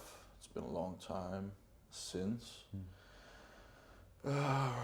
Maybe before I really started training, I was a bit insecure. Like I always wanted to act a bit older than I really was. Act a bit older, be a bit more mature, be a bit more yada yada, and it was fine. But at the end of the day, it wasn't really me. It didn't fit me. So. Yeah, I was trying to think of my answer to that as you were going. Yeah, but I probably have been. There's probably been situations where it has been even more visible. Yeah, where it has been even more visible. But I can't really think of it. Yeah, I'm thinking of, like, as you said, wanted to be cooler, wanted to be more mature. I have one. I have one, and I have the perfect one. I just thought of it. When I was in school, when I was in, school. I was in 6th, 7th, 8th grade. I was kind of looked down on. You can maybe say bullied for liking anime. Yeah, people. It wasn't really cool back then. And I remember I told my mom I didn't want all my books and them hanging all around. And when I started taking training up again, started being confident, started working on myself, being like, this is who you are. I was like, all right, get all my stuff from the ceiling. I want to go to IKEA and I want to frame all this shit. And from then on, I've just been like buying tons of merch and all that. Just really expressing who I am and what I like and the things I do. That's beautiful. I like that. Yeah. I like that a lot. Yeah, and when I talk to women, it's like, also men, everybody is like, oh, I don't really like it. I don't really like the same thing as you, but I feel it really admirable that you like something that much, and you're so passionate about something that not a lot of people get. Yeah, passion is attractive. Passion is really attractive in either a romantic sense or a friendly sense. It's like it is. You want to be around people who are passionate enough to pursue something or engage with something with love. I remember I gave an autograph in an SPD belt, and the kid was like, I really like the stuff you do. I really love the way you are, the way you act, and I was like,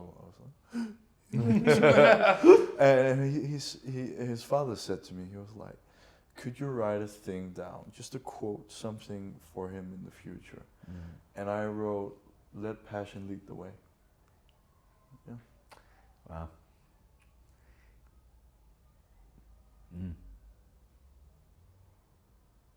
You like that? I do like that because it's a very generalizable quote, where no matter who you are or what you're experiencing or what you are pursuing, we're just some dumb training fool that likes powerlifting. Like you could use this in any measure. It doesn't matter if you do, I don't know, acting or. I might get that tattooed. American let the passion lead the way. I think that's beautiful. I really think that, and it doesn't matter what you do. Let the passion lead the way. I would get that tattooed. Let passion lead the way. Yeah. Wow. And passion is leading the way for you? Yeah, definitely. Is passion leading the way for you? I believe so. I'm drawn to the things that I do. I'm drawn to the things that I do as well. There's of course parts of it that's a bit more, this feels workish. There will always be. Like it can't be all blue skies and roses. It can't. Yeah. But like if you truly enjoy the things that you do, you'll be willing to put in the work and suffer a little bit to enjoy it.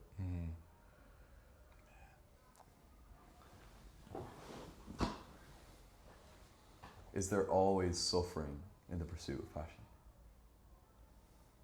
I would say so. Yeah. I would say suffering is probably a part of the human experience. Like. It is, yeah. Because not everybody is gonna understand you. Why would I do like I do? Like I can sit here and be like this because I'm in the position I am, and I'm grateful for that. But if I was nobody, if I was just competing at my first national meet, I wouldn't even have this opportunity. So you could say it, but it depends. What value does it have again?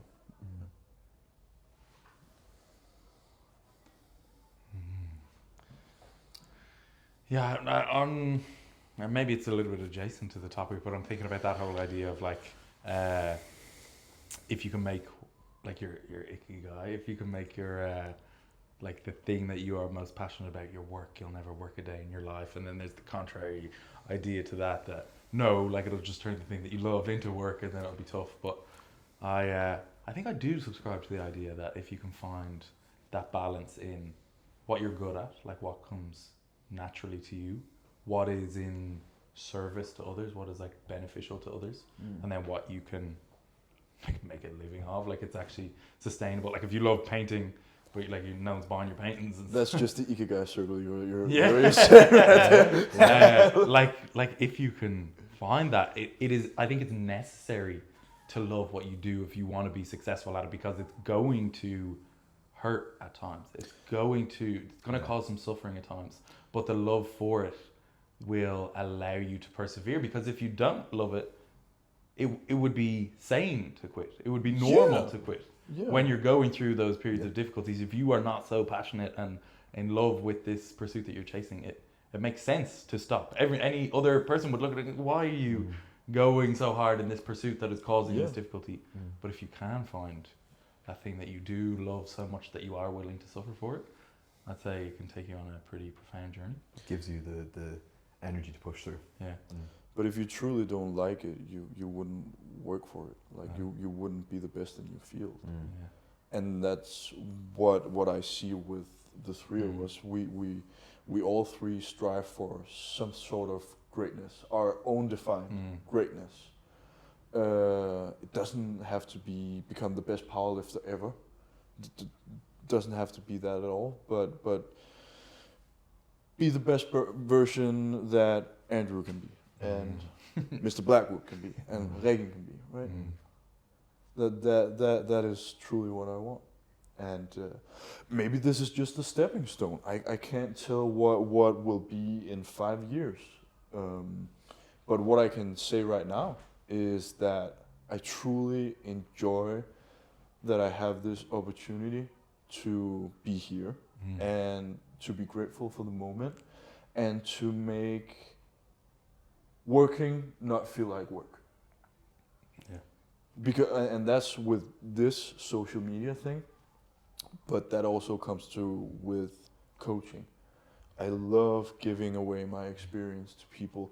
I love being able to teach them stuff. I love being able to handle them in certain situations. I love to push them, and I like to pull them back. I love to see how they react, and I love their progression, and I feel like some of my greatest pleasures are when they thrive, for example. Yeah, I think service for others is a big important idea. I don't know how best to describe it. Like, okay, we would consume quite a considerable amount of content or information on personal development, and we listen to a lot of books and all these things, and it's kind of crazy how there are these like universal ideas of like gratitude, vulnerability, service for others. I think if like some of the things that we've touched on this podcast, it actually feels like we are touching on like the keys to a happy and fulfilled life. And it can also like, it almost is everything that we're discussing. Those themes that just come up over and over and over and over and over again. Gratitude for where you are, what you have around you, having that vulnerability to build those connections where you can support others and they can support you, trying to make a priority to serve others and not just solely serve yourself. I think if you like tick off those things, it's hard to go wrong. Yeah. That's crazy. And when you do, you're ready. Yeah. When you do go wrong, you know what to look at. Like I agree. I'm so like whenever people ask me, like, do you know when you like see someone, like you just the small talk of like, oh, how you going? Like, how are you doing? That's how are you? I'm fine. I think my only answer to that for the last like I don't know how long it's been. I mean, let's just say like 6 months. My answer has only ever been fantastic for the last like 6 months. I feel as though I'm in a position in my life that is just, I'm so incredibly grateful for it. I'm so incredibly grateful for the people around me. I'm so incredibly grateful to have a job where I get to form all of these interpersonal connections and be of service to others and try do these good things that it feels like I have a purpose that's moving towards something greater than myself. It's just amazing. I wish that feeling for others. And again, I keep coming back to like what can we extract from like these feelings and emotions to try allow others to harness that or tap into that or bring that into their own lives. I wish for others the feelings and experiences that I've been having of late, and I would attribute a lot of it to those ideas of gratitude, vulnerability, service for others. And if you take those things and implement them into your life, I think you're you're really setting yourself up for success. You are. You definitely are. Do you notice we're all sat with our hands like this? We're the girls, man. We're the girls. We're in sync. Do you know when girls are together for too long, all their periods sync up? Like our periods are synced, boy. Watch us at night, take a wang at the same time. There we go. You're watching that video. I'm gonna watch that video as well. Yeah. I was thinking this has been a little bit too emotional for too long. Okay, there we go. Bring it up. Bring it up. Yeah. Time to get gay. Crazy. Oh, every time it gets a bit too sassy, just pull out the fucking. Pull water. Wait, where were you reaching for? What? Anyway. What do you mean? Fuck. Man, I was going to buy Timberlands recently, and there's obviously the black, and there's the like tan, brown, like, you know, the popular color. They are more versatile because I don't want to wear the black with like denim, but you don't wear it with denim. What do you wear the black with? What color bottoms? These. Only black bottoms. Black and gray bottoms. Great. Yeah. You guys are pretty stylish, like. You guys are very stylish. I just wear the I'm same not shit sat over here and like this in my fucking man, you shorts up to okay, my this guy, whenever we go anywhere, he's checking with me. What do you wear? What are you bringing? What are you packing? And I'm like, bro, I don't know. I just whatever is clean in my washing pile, I pick it up and I flop it in. Yeah, I'm not a stylish guy like you guys. You don't have to be. Yeah, I like that. You don't have to be. I like it. I've always liked the sense of fashion, especially for larger men. It's always been hard. You like large men when it's hard. I love large men. I love. No. It's always hard with larger men. Just in general, and I've always been like into it, but I've never really been in a position where I've had economy for it. So I've just been wearing whatever. Yeah. And now I'm in a position where I'm like, all right, I have what fits. That's amazing. So I can treat myself a bit better. Yeah. Not just show up looking presentable and how I like to style myself. Yeah, it's a form of personal expression. I think it's a form of personal expression. Yeah. I think I just colored. But my that's skin. also I colored my skin in to be my permanent form of expression. Yeah. I think that's what I did. You did, yeah. Yeah. But style doesn't really have anything to say with personality, I would say. It just maybe it could be. I don't know. I just like it. Yeah. I like it. I like the you know the feeling when you buy new gym clothes. You know when you get that sweet shirt on and those tight scrunch booty pants on. Yeah. You go to the gym and you just feel like you're the shit that day. Yeah. You both know that. Yeah, look good, feel good. Everybody feel knows. good, Look brother. good, feel good, and your session just gets 5% better because you go in there with confidence, and the confidence just exuberates. When you get a haircut, exuberates. when you get a haircut, haircut? adds 10 kilos. Adds 10 kilos. Yeah. How often do you get your haircut? Like once every other month, I think. Really? Other month. Yeah. Wow. Damn. I just let it grow out. Yeah. I'm like, all right, I'm tired of it looking this way. Yeah. How are you? 2 to 3 weeks? Yeah, Probably 3. Every 3 weeks. I'm every 4 to 5, I'd say. Every 4 to 5. Damn. Damn. Yeah. But you both have beards. I don't know. Do you grow a beard? It's a beard, bro. I could probably get like Let's not talk about a mouth pussy. We call it in Denmark. we call it in Denmark. We call it mundkusse. Why do you Mundkusse. Why do you call it that? This is a mouth pussy. A mouth It pussy. speaks for itself, I guess, isn't it? Yeah, mundkusse. Try to say it. Mundkusse. It's like a goatee, bro. I'm gonna grab one of those. No, man, if a kid walked up to you, you'd be like, why do you have a beard with that thing? It's a beard, bro. Man, come on. It's whatever. Come on now. Oh, how long have we been going? What's the time check? I have no idea. We've been going a while. Over 2 hours. Yeah. It's been beautiful. This has been beautiful. This is I feel like this is special. It's been 2 hours. 2 hours 15. Yeah. It has? Yeah. Damn, that's good. Is there any pertinent or really relevant things that you'd like to ask? No. Any final words? No. I feel like what we've discussed is probably like the most important topics that you could in life. Yeah, that you could I'm discuss. happy. I don't want to Yeah. tack on anything. I'm glad I went into this podcast. This was great. This was really great. I feel like I got something off my chest I wanted to say, but I'm glad that you feel that way. Yeah. It was great. I'm glad that we got to share the experience. Yeah. I'm glad that we got to share. I spoke about things that I've never spoken about on this. Yeah. Exactly. This was fulfilling. It's like it lifts the weight off your shoulders. Should we let's crack open the last one for you.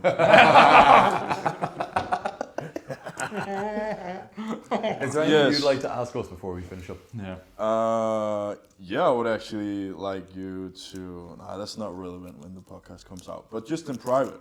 Who do you think is going to win tomorrow? Wow. Great question. Okay, there's obviously the very pressing matter of cutting 2 weight classes. Yeah. Yep.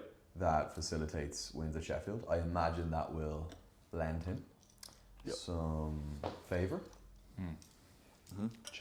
Shell. Yeah. What a great guy. He just wrote me out of nowhere. He said, "You're doing so good. You're doing so good. Keep going." Nice. He was amazing. Wow. It was just like, it was out of nowhere. I haven't posted anything. It was just like, he just wanted to write me. I thought that was great. You guys answer the question, then I have a question for you. Yeah. So. Who do you think's win? Oh, surely. Shell. Yeah. How do I say it properly? Shell? Shell. I think you say Shell. Okay. Yeah. I'm saying Shell. Do you think? Yeah, presumably. Huh? Who do you think? Who's going to win? Realistically, if everything goes as planned, I think Shell will take it and throw it around. And Oh. Crazy. Take it, throw around, and give it a lick. Man. Yeah. It just ruined the competition. He's cool. Girls? Agatha. Yeah. I think Agatha. Yeah. Presumably. Who are my favorites personally? I would actually like to see Ashton thrive. I know he has been through trials in his training with the pec tear. Yeah. And on another note, he's also what I deem my biggest competitor. So Ashton is for me the pinnacle of minus 105. Yes. And I want to be the best possible version of Ashton, just out of pure respect for him. Nice. Yeah. I admire Nice. that. Yeah. I really like Ashton. Of course, who doesn't like fucking Mika Gujira? Jesus Olivares, he's cool as well. Who do you think, jumping on another question, I'll ask you this. Yeah. 83s. Wow. 83s. Yeah, that's a battle, isn't it? Yeah. That's That a is a battle. battle. Who will come out on top? I don't think any of them will win Sheffield, but I think Okay. I think that What do you think? I don't want to say. I want the best for them all. I want them all to. I agree. Who's gonna win? You know what? Because like we're flexible, so you feel an affinity to Russ. Russ is one of the people who I was exposed to like in the very beginning of my powerlifting journey. Yeah. So I have a lot of like admiration and respect for Russ. What Journs did, incredible. Created such an amazing moment for powerlifting as a whole. Yeah. So incredible respect for him. Yeah. So like in their battle, like I don't have a horse in the race. I want them both to have like a good showing. But I think Ade might win. Yeah. His deadlift is a little bit too big, I think, to. What's he like? Three. Right now, 363. Is that what his pull is in comp? That's crazy. But I have a feeling its ceiling is a little bit higher in that whatever he needs to load. He could, maybe. I think he can try it anyway. Yeah. He definitely has the capacity to try whatever he needs. Yeah. I feel like Russ is coming in with like more heat than Jones. I could be wrong. Because Jones beat him. I agree. I He needs to get his lick back. Yo, yeah. Yeah, he does. Yeah, he does. He does need to get that whole lick back. Yeah, so now you answer the question. we pretty much touched on everything. Yeah. Will we see you lift a Sheffield? You will. It's not will, it's when. So will we? You will. You will. My man. Yeah, you will. You and Nonsa. Oh. Yeah. The future. Yeah, me. The next gen. Me and Nonso, that will be That's great. the battle that we're looking out for. Yeah, Nonso is. I find him so admirable. Like I really like the way he lives, just in general. Yeah. Because it's conventional.